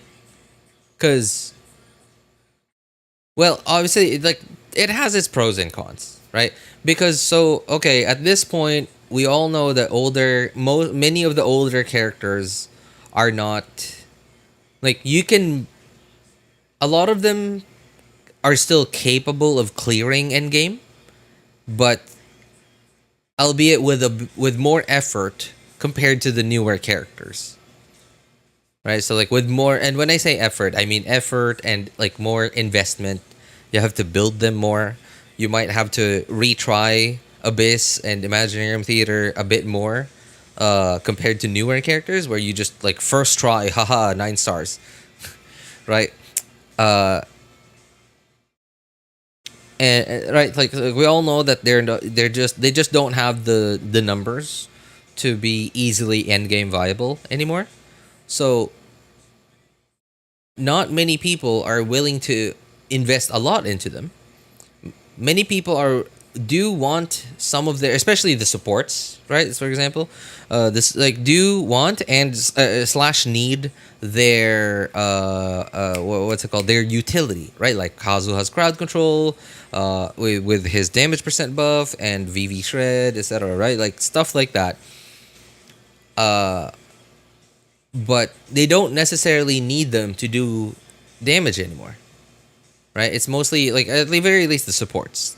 The DPS is unfortunate, but the DPSs are just not as valuable as the supports, especially because of how Genshin's combat system works. Because DPSs, their job is to do damage, and their job is just numbers, right? Just do big numbers. That's their job, and yeah, unfortunately, power creep has begun to really ramp up the last bit. So it's gonna be really hard to keep old DPSs, not supports, but DPSs, relevant for very long. So so anyway, why I said it's like there are some pros and cons to it. So the pros, one of the pros is it's an old character, which means you won't feel like you're being forced to pull for an old character and their constellations, leaving you more resources to pull for newer characters. You know what I mean? C4 just increases AoE. Oh, thank you. Okay, so it wasn't C4. It was just C2 that I wanted. Right? So like the fact that a lot of older characters' constellations aren't very good means that a lot of us nowadays, especially even new players, right? They're just like, even a new player that really understands the game's combat mechanics already, like understands how to play the game, right? They won't feel like they're required to. They won't feel like they're missing out on too much by not pulling for old character constellations, which leaves them with a lot more resources to pull for newer characters, like me, for example, right? I hyper invested into my Ganyu on my first account. I spent 3 Ganyu reruns pulling for multiple Ganyu copies to get her to C6, Like, and the terrible part is that like she's a DPS. She's not a support. And because she's a DPS, she was guaranteed to become obsolete in the first place. Because she is a DPS, her job is numbers, and she doesn't have any utility whatsoever. But for me, I just wanted the whale-like playstyle of Ganyu. I don't know why. Like, I like the charged attack spam playstyle as well. And that was my motivation. It was a personal motivation. It wasn't an objective motivation. Right? But those 6 Ganyu constellations could have been 6 other 5 stars.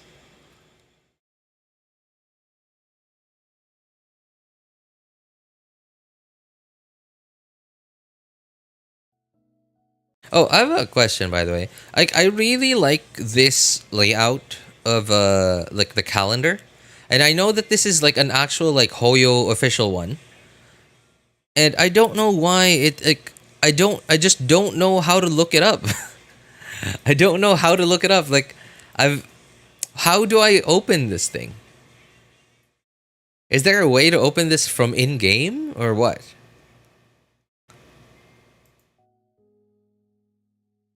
I don't know why. Like, I like it. It just seems so clear and like it seems like so minimal, and it shows me like it gives me like a really good visualization of. I don't know. I just like it. I like how it's visualized, but I just don't know how to look it up.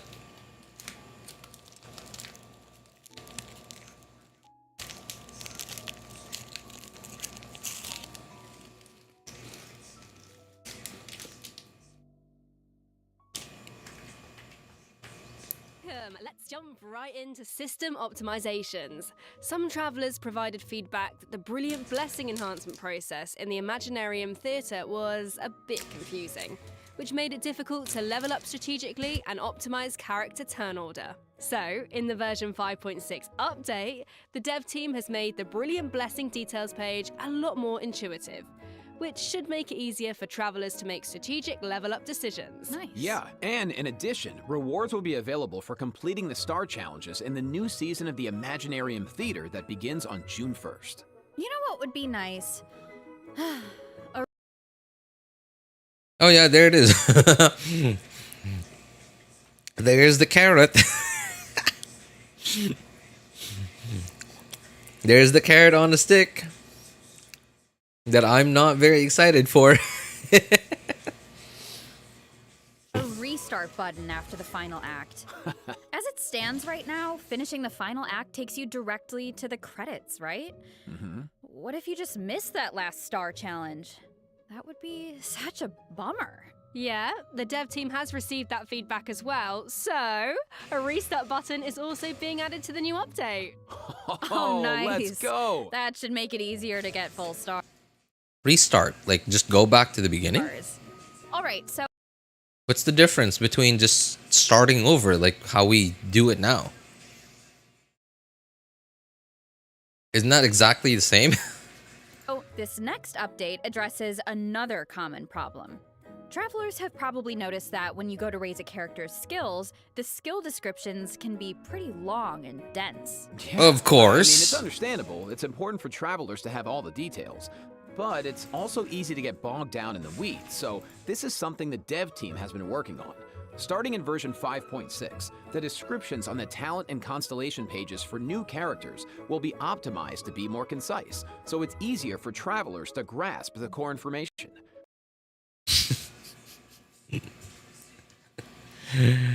Oh man, I feel like it's a little bit too late for this one. Everyone's been memeing about descriptions getting really long for a really long time now. Even before Sumeru, right? Like it started with the ocean-hued clam artifact set. I probably meant restart the last round. If it's that, then like that would be great. Like probably not even the last round. Like I wish that you could just pick which ones you didn't get full stars on. That would be nice. But I highly doubt it. I'm not even like I highly doubt that would be the case. That would be a little bit too much. But yeah, like right, like people, I don't know, man. I feel like it's a little bit too late to apply. I mean, obviously, like, but you know, like with this, like, sure, okay, thanks, I appreciate that it's finally here. But like, people have been memeing on descriptions getting really long since even before Sumeru. We were still in the middle of Inazuma, and we were already memeing on the stupid long descriptions. Like the ocean-hued clam set, that was way before Sumeru.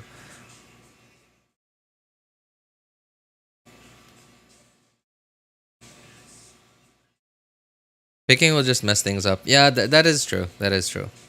You're right. I think that causes problems. It causes there's a lot of conflicts to it.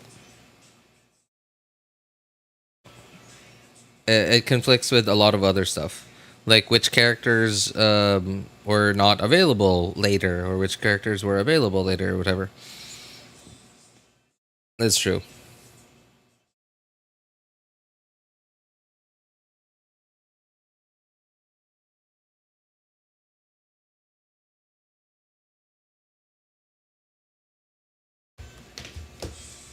Of course, travelers who prefer to dive into all the details can always expand the content for a more comprehensive description. Nice. Sorting through all that information should be a lot faster now. Totally. Our next optimization is for the treasure compass. Travelers provided feedback that while attempting to complete Natlan's warrior challenges, it was difficult to locate where to pick up the quests. So, after the version 5.6 Better late than never. update, I the guess so. treasure compass can now track those locations. Woo! Yeah, they can. Warrior challenges are important because that's how you get obsidian fragments, which you can use to unlock tribal secret spaces, right? It would be nice if the treasure compass could track those too. It can! And once your exploration progress is high enough, the treasure compass will be able to pinpoint the location of tribal secret spaces as well. Similarly, at a high enough exploration progress, more chests from various nations can also be located using the treasure compass. Oh, nice. That should really help travelers that are stuck at 99% exploration progress.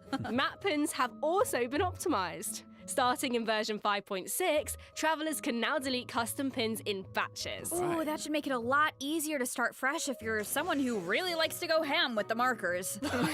Definitely. Well, that wraps up our system optimizations. So now it's time for some out-of-game news. That's right. First, we have some exciting collaboration news to share. Genshin Impact is partnering with the global beauty brand Charlotte Tilbury to launch 2 limited edition sets. Wow. So, let's watch the preview trailer for the collaboration.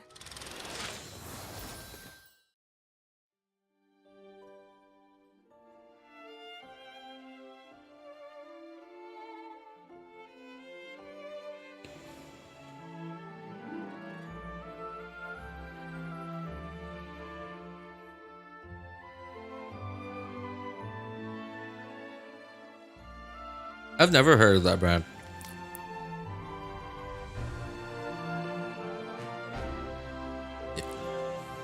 Any of you guys ever heard that brand? Charlotte Tilbury?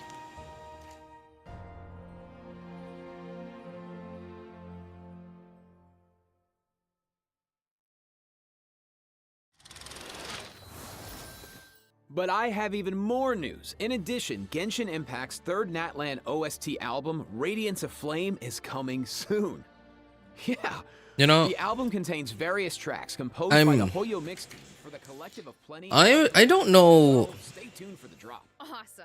Oh, it's gonna be amazing. Music I'm trying to picture out whether all these like random Hey, let me check my non-gaming collaborations that Hoyo is like doing with Genshin is helping out with like growing the brand. I am just so excited to uncover more about the Beidou trial mystery and to defeat the new boss on the chessboard. and I can't wait. So I'm like, so the KFC thing, the what were the other, the Pizza Hut thing? Yeah, KFC, Pizza Hut, right? Like sure, like everyone eats food. by his side, but the mini games are The Cadillac thing. What was it? Cadillac? What was the car one again? That's it. And I think there were some Special program, a new adventure mice and keyboard collabs that they did as well. There was a phone one. There was a whole lot of fun. there was a phone one as well. All there's left to say is see you in The game. Cadillac I think is a little bit too. See ya. I think it was a little bit too specific because like think about it. What car enthusiast who is interested in Cadillacs is also playing video games? Right? Like what how tiny of a niche of people is that? It doesn't like it's not like a like KFC, right? Like so many people eat at KFC. So many people who go to KFC are gonna see like these posters, these like these like things, these Genshin Impact characters on their menus, KFC and Pizza Hut, right? Like there's so many people that eat at those places. But Cadillac or like this one with like whatever brand this is, like a makeup brand, right? Like what person is like into makeup but is also into video games? Like I understand there's a lot of overlap nowadays, especially like nowadays compared to like 15, 20 years ago. But I don't know, man. I feel like they're spending way more money than they're gaining in return. At least like with these like super like small, like very niche collabs. I don't know. I wish that they would just I wish that they would just spend that back into the game. You know, just to make the game better. Like the other ones, like the more mainstream ones, sure, right? Pizza Hut, KFC, McDonald's, sure. I agree with those. Female Genshin players? I guess so. And like, okay, sure. All right, now that I think about it, there are a lot of cosplayers. Yeah, okay, that's one, right? There are a lot of cosplayers, and they have to deal with makeup all the time, sure. And Genshin is a very popular, I guess, like subject for cosplay since it came out. So I guess there is that connection. And the thing about okay, now that I think about it a bit more, the thing about cosplayers is like, okay, like not just because someone does cosplay doesn't mean they're loaded. Right? There are a lot of cosplayers that are actually like struggling, right? Because they don't do that full time. In fact, for a lot of them, cosplaying is actually an expense. They just do it because they love it, even though it's an expense on them. But there are also a bunch of cosplayers out there who do make a living off of cosplaying, and or maybe they don't make a living off of doing cosplay, of cosplaying, but maybe whatever their job is just earns them way more money than they need to. So like they're the type of players, they're the type of people that would absolutely spend money in Genshin because they have the money to spend. Okay, I can see that connection, but I don't know. I still think it's a bit niche, especially compared to like McDonald's, KFC, and Pizza Hut.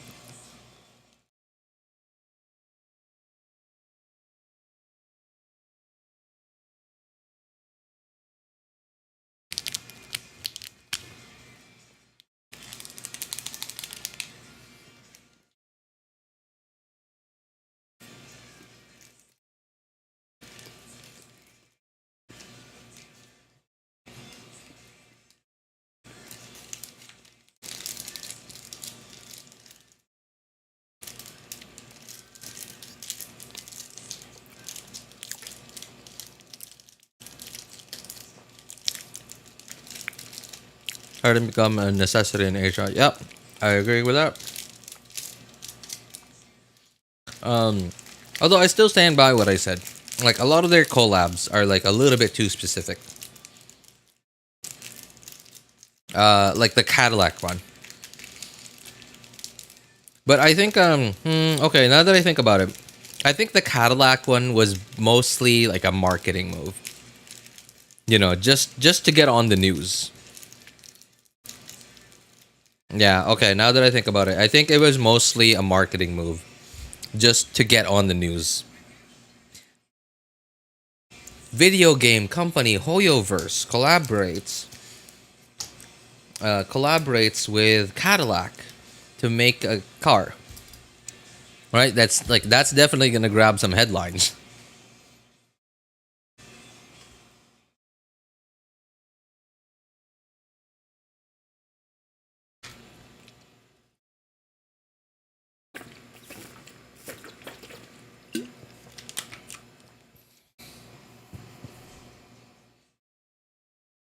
Can we play the game now?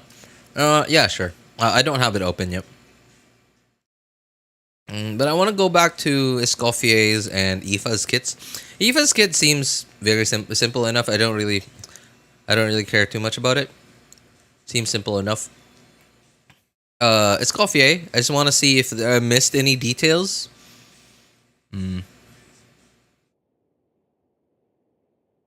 Her off-field cryo app seems faster than what's her name's? Xilones, but it's single target. So it looks like the enemies here aren't actually frozen, but the resistance reduction still takes effect. Yeah. Yeah, that's actually pretty fast. Yeah, that's pretty fast. That's even faster than Rosaria's. The only problem with it is ICD. What is its ICD? Does it have? If it doesn't have ICD, that's gonna be incredible for melters. But if it does have ICD or like its own special internal cooldown, then eh.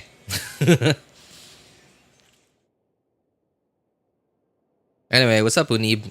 It's alright, man. You were a bit late. Like, we just finished the special program. And a lot of yapping by yours truly. Mwah. Also, hey. Sorry. Oh, yes. Just another reminder, everyone, please. If you play Genshin Impact, please redeem the redemption codes from this 5.6 special program. They expire at midnight on the 28th. UTC -4 time zone. Yeah, they're in the pinned message in YouTube chat. They're also in the description of the stream.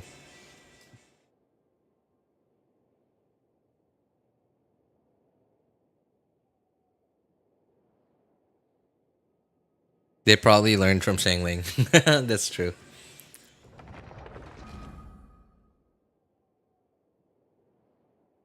Yeah, I would be really happy if her off-field thing, because honestly, I don't think it'd be so bad if this thing didn't have ICD. Because look, it's single target, right? And it's cryo. So okay, sure, it would be broken as a single target melt DPS thing, enabler. Or cryo damage can benefit from that talent. I can definitely see her being a powerful support in freeze team. As opposed to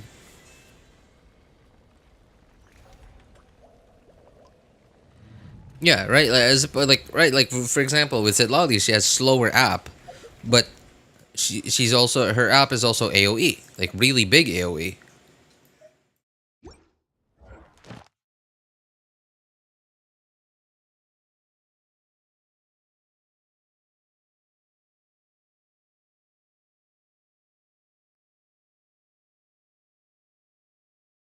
It will most probably have ICD. That is true. Yeah, I'm not hopeful that it won't have ICD.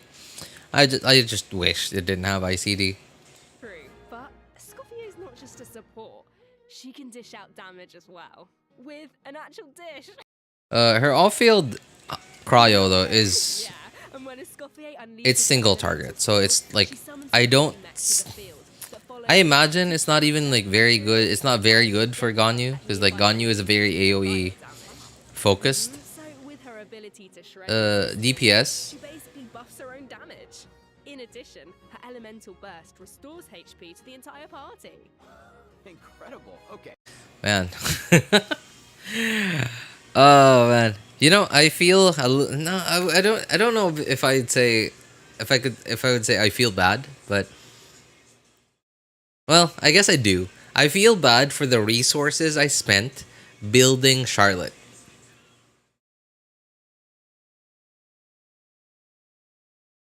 Yeah, the Mora, the XP books, the resin for Ascension materials and talent materials.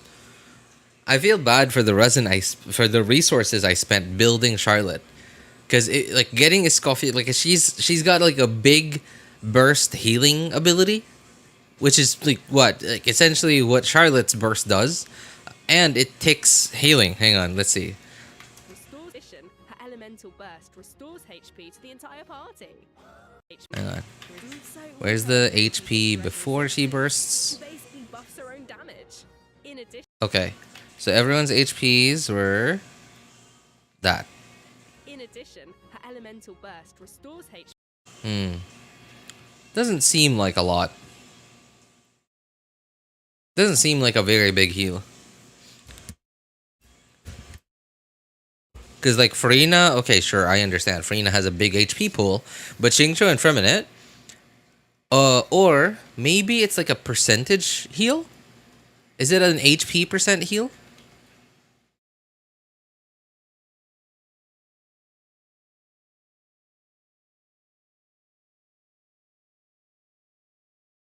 In addition, her elemental burst restores.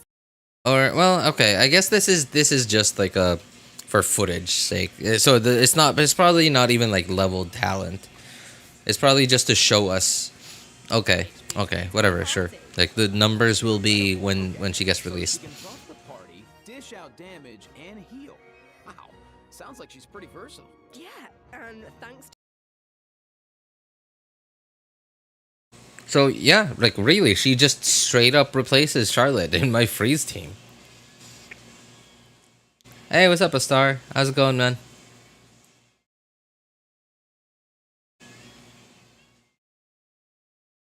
Want to build Charlotte too, but I think Rosaria is just better in general. The only reason why I even built Charlotte was because like Ganyu, right? Like I have Ganyu, I have C6 Ganyu, and I like Ganyu playstyle. I like the freeze playstyle. I like like Morgana was like really where it started for me. Venti, Ganyu, Mona, and Diona, a second cryo character, which for me at the time was most of the time Diona. And at some point it evolved. At some point, Venti got replaced with Kazuha, and Mona got replaced with Farina. And obviously, Farina, like because of Farina, I would really like to have a really good burst team-wide healer like Jean or Charlotte. And like that's the only reason why I built Charlotte. I literally only ever play Charlotte in that specific team. Except for this one one weird team that worked really well while I was farming the Obsidian Codex domain with Navia, because I don't like not because Charlotte's good or anything. It's just because I don't have Silali. Go back to the bird part. What bird part? buffs her own damage. In addition, her elemental burst restores HP to the entire party. Incredible. Okay, so she can buff the party, dish out damage, and heal. Wait, what? What bird part? Where? Incredible. Okay, so she can buff the party, dish out damage, and heal. Wow, sounds like she's pretty versatile. Yeah, and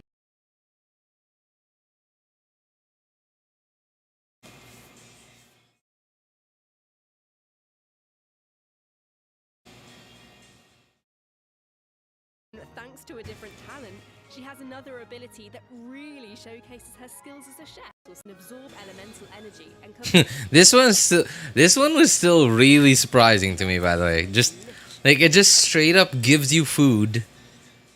Like no materials required. It's just the skill. Talent like that before. Okay, so you don't even have to prepare the ingredients yourself? Bro, that's awesome. yeah, and plus she can produce several kinds of dishes. Oh, freezing Natlan redbirds. Hang on. Escoffier Willful Edition, which brings us to Escoffier, but reduce their damage. Okay, takes effect. It's an enemy. The talent works with enemies.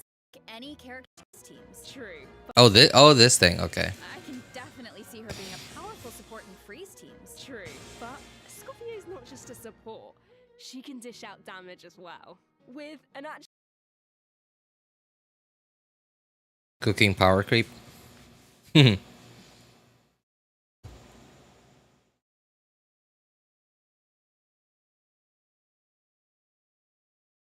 I'll go check if it's like. Oh, you're right. Okay. Good point. Okay. Also, I just realized I've only been on 720p this entire time. true, but Escoffier is not just a support. She can dish teams. True, But Escoffier's not just a support. Hmm. They turned off the thing though, like the part the SFX that like where like the words like freeze, you know, the words for the different elemental reactions pop up. She can dish out damage as well. With an Yeah, like they turned it off. out damage as well. So we can't actually tell if Frozen was triggered by Escoffier's thing here, floating thing.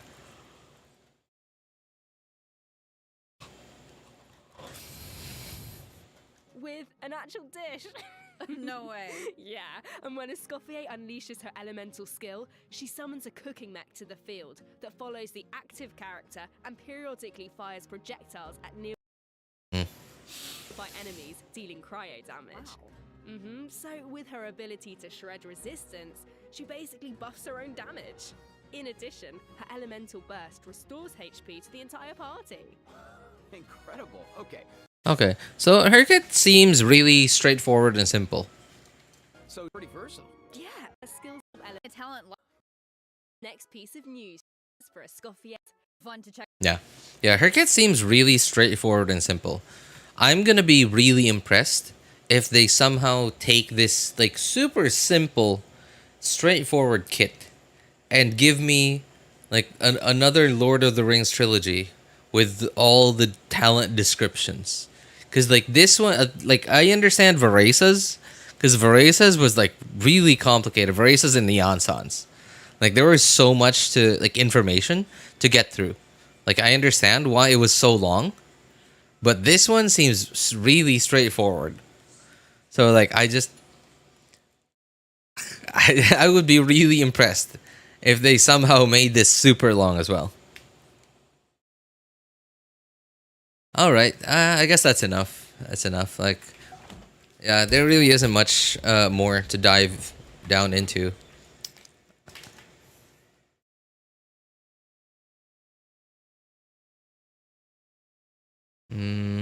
Let's see.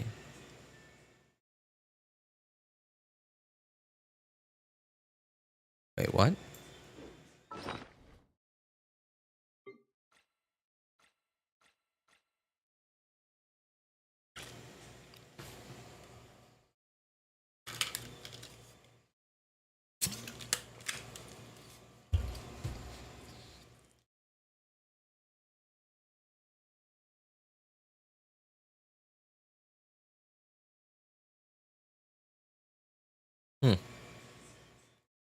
Why am I here?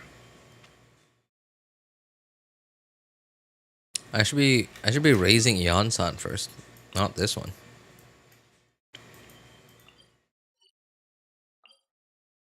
Oh, this thing, yeah, right.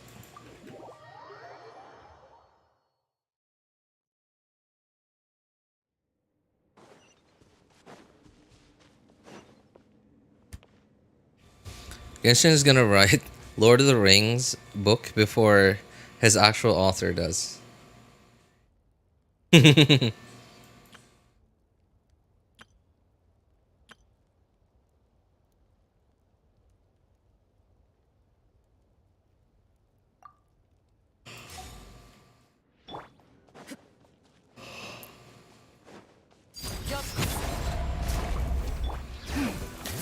Speaking of farming for characters, I'm actually quite pleased with myself. I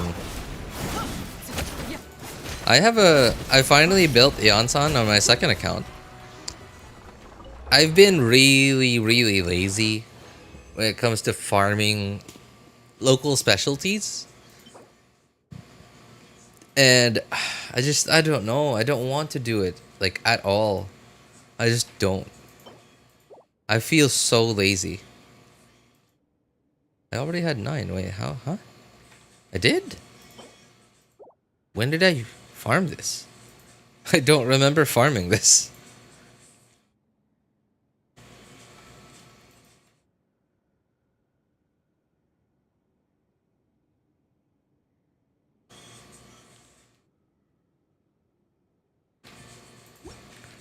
Same thing with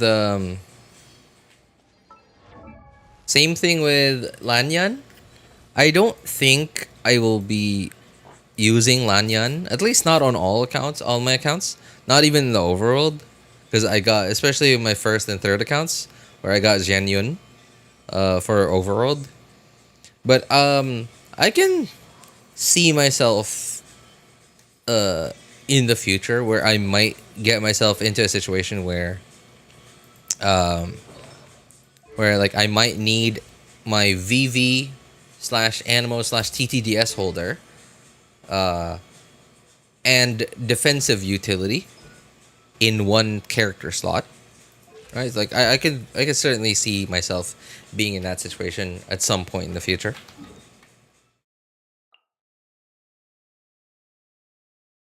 Well, I need to condense before tomorrow.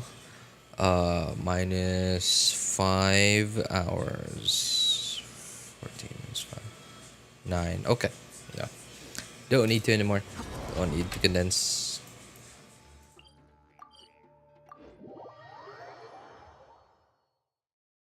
From the story quest. Oh, right. Good call, Unib. Thank you.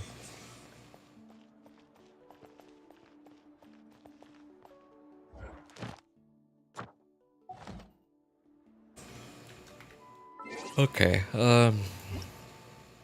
just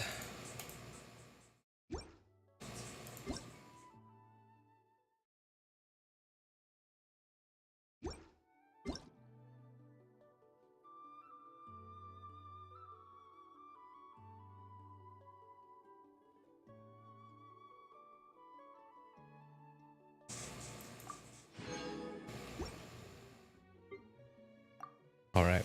Just using up some resin on the accounts just to be sure I don't get capped tomorrow before 5 o'clock.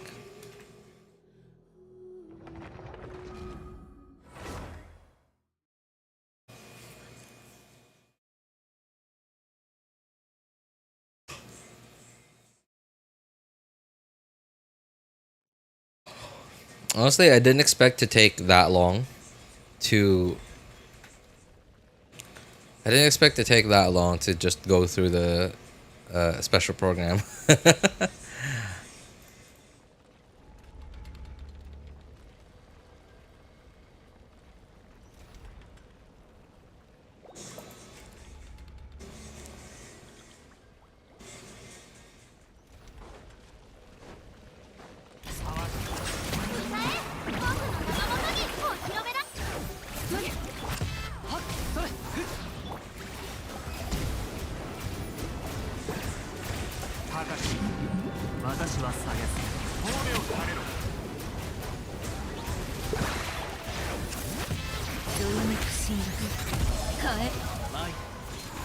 Oh, Kazuha almost died there.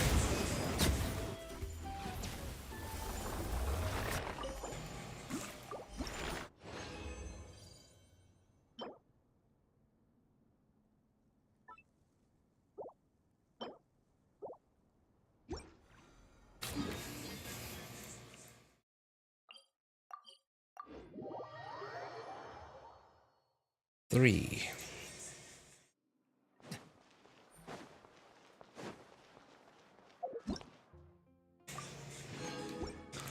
Anyway, here's my Iansan build. Tell me what you guys think.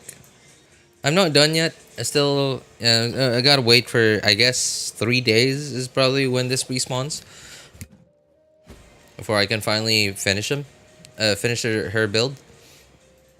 Yeah, but yeah, like he's my build. Fav lands, attack, crit rate. Thank goodness I had a lot of pieces that had good amounts of ER. I wish this one had ER, like at least some amount of ER on it, but like, you know, I can't complain. I got a lot of crit rate on that thing. It's gonna help me a lot to proc Fav, and I wish this rolled a little better. Like I just rolled this today, and I wish that HP roll and flat defense rolls, I wish that those had gone into ER. That would have been really nice. But at least like the rest of it is okay. Yeah, despite being on an attack Sans. Still have a decent amount of ER. Although I still have yet to test this out.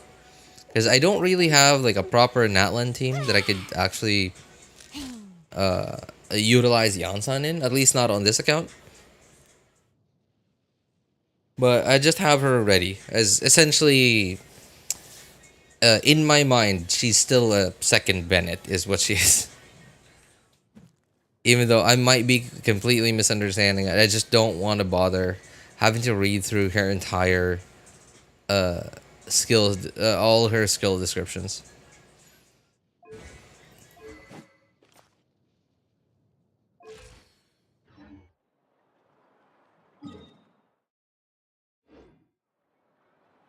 Okay, third account.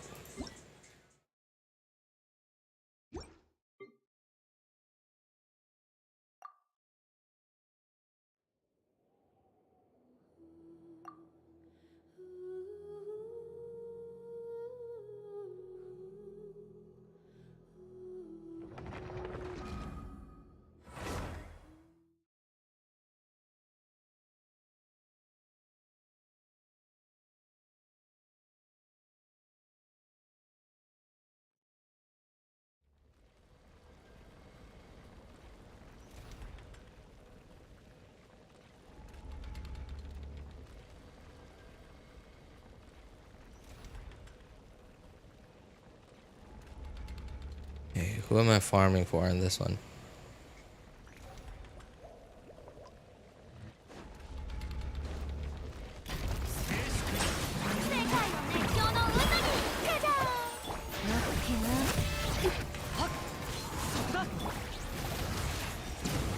Just use with buttons? Sorry, what do you mean buttons?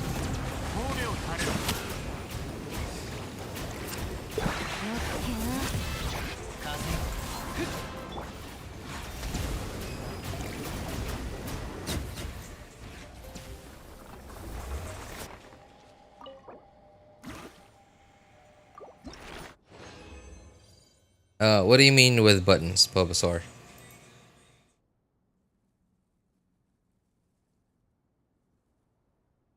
Oh, oh my god, dude, I'm so stupid.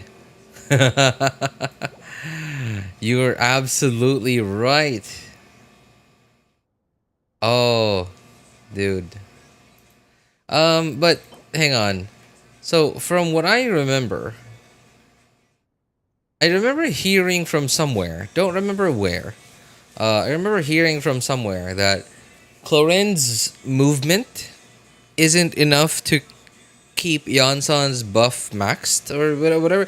I have no idea how it works at this point. All I remember is that you have to keep moving in order to keep the buff active for as long, like for as much of its duration as possible. Like I might be misinterpreting that, but if it does work that way, then yeah, like that's what I remember. That Clorin's movement, like even when spamming, well not spamming, but like attack E, attack E, attack E, like, you know, her normal attack patterns. I heard that it's not enough for Iansan's buff.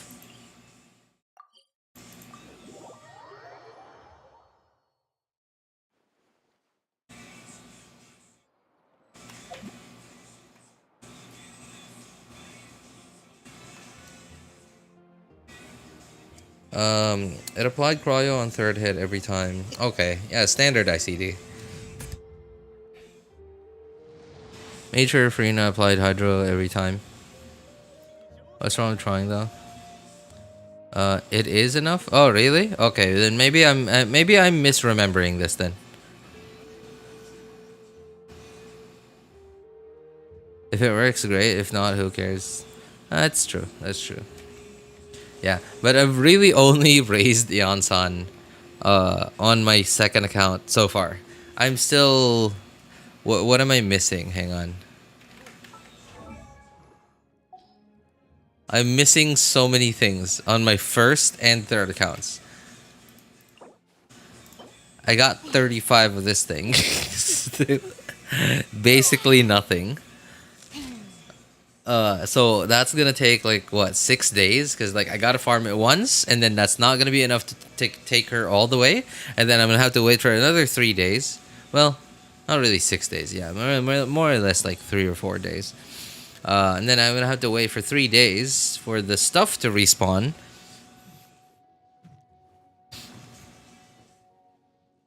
Gaming also keeps it. Oh yeah, like Gaming moves around about as much as Varesa does. So I'd be really disappointed if Gaming didn't max out Iansan's buff.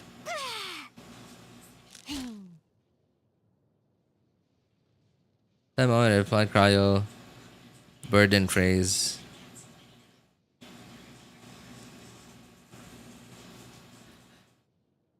No Freena, puppet attacked, and the next attack applied cryo. Ah, I see. Ask in the server if someone had the material. Man, it would be nice. It would be really nice if someone on the server could like give me some of their materials. But I really would rather not bother people for it. I guess I could bother random people on the in the game for it. I could just ask for like random people's like like just randomly go into random people's worlds. I have done it before, like the fishing one. Fishing for the catch. I remember I went to quite a few different people's worlds to reduce a little bit the amount of fishing I had to do, or no, not the amount of fishing, the amount of waiting I had to do. And surprisingly, there are a lot of really nice people out there. Just go to random worlds. That's what I do every time. It has like 10 accounts. I hope, man, I sure do hope the guy is like making a decent living. Like, no, not a decent living, at least like getting paid well to pilot all those accounts. Because like piloting one or two, like if you have one Genshin account, one of your own Genshin accounts, and piloting like 1, 2, or maybe 3, sure, right? Okay, 1 would be ideal. 2 would be okay. 3, it's starting to get to the point of ridiculousness. But any more than that, at that point, like I better be earning as much as like an actual salary at that point, because that is gonna take up so much time, especially during updates, especially during like summer region updates, like 0.8 updates, or updates with our conquests, updates with new regions, updates with new characters. Yeah, right. Like that's gonna be so much content that you have to go through.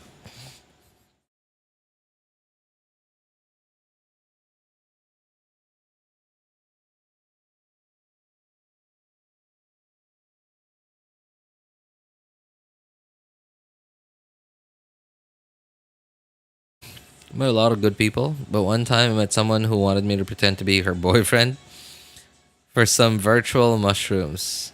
I left that world quickly. Hey, what's up, Ryan? How's it going, man?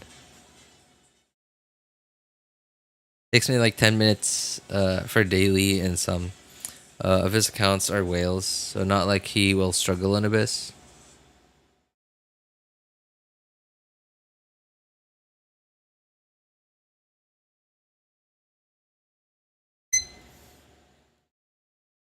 Ayato's coming, yes sir. Oh yeah, Chronicled Bannerwish, man. Chronicled Bannerwish, Ayato. Right, well, I'm happy for you, Ryan.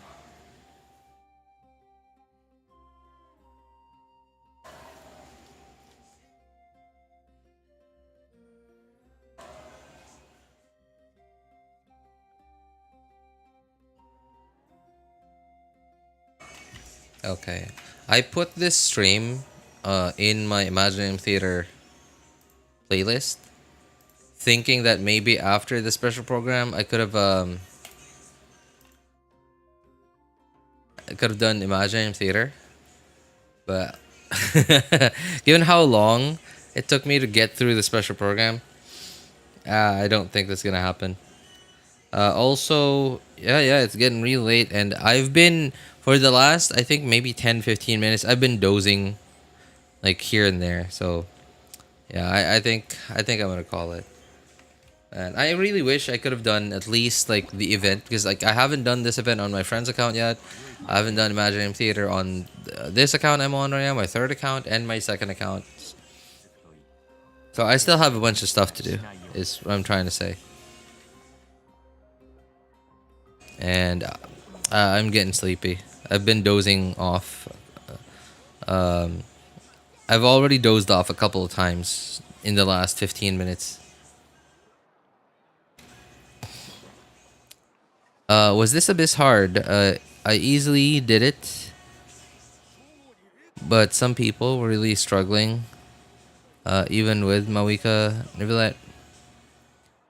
Well, it's not a Mawika Nebulet abyss. I'll give you that.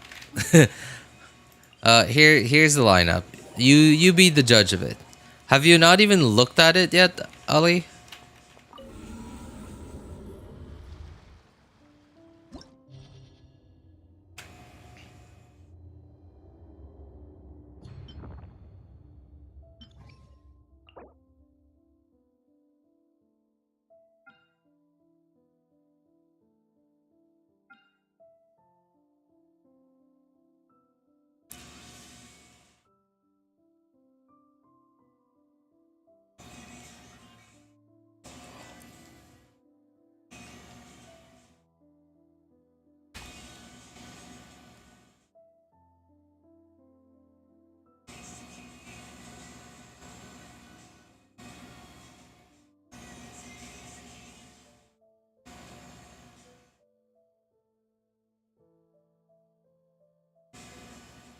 Yeah, you saw that, right? A lot of so obviously first side, a lot of stuff immune to hydro.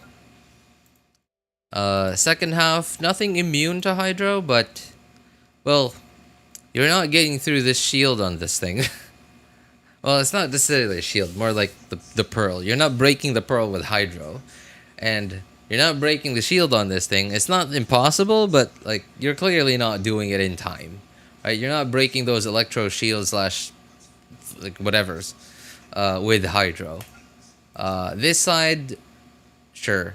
This one though, you can't VV because this is the one that has pyro on it all the time. Over here, high hydro resistance, doable if you have both Animo and Xilonen, sure. But like obviously this one, very hard.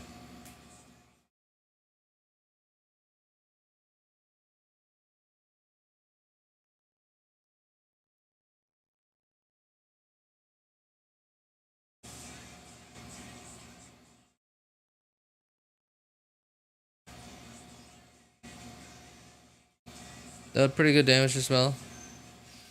I mean, if you got both VV and Xilonen, sure, why not?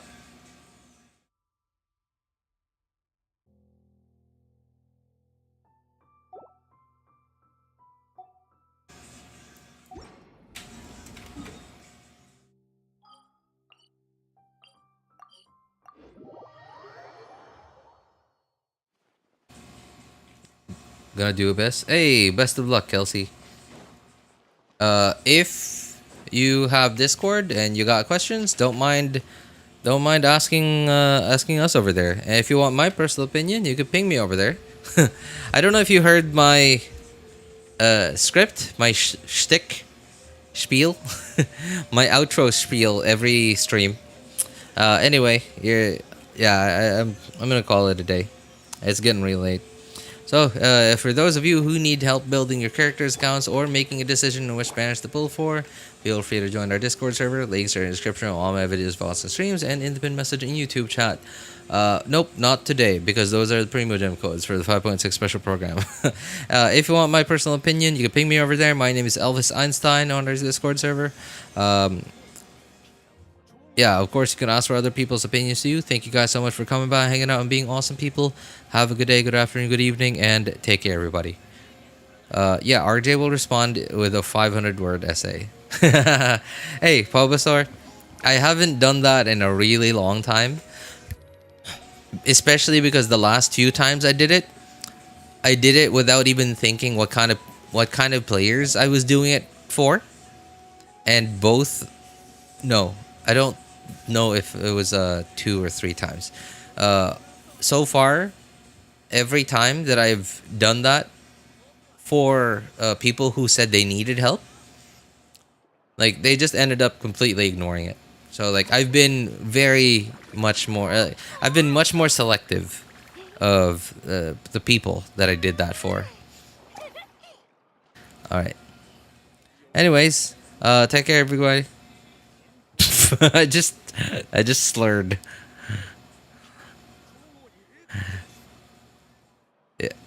Yeah, officer, I'm not slurring, I promise. If an officer pulled me over right now, that I would have instantly failed right there. Jeez.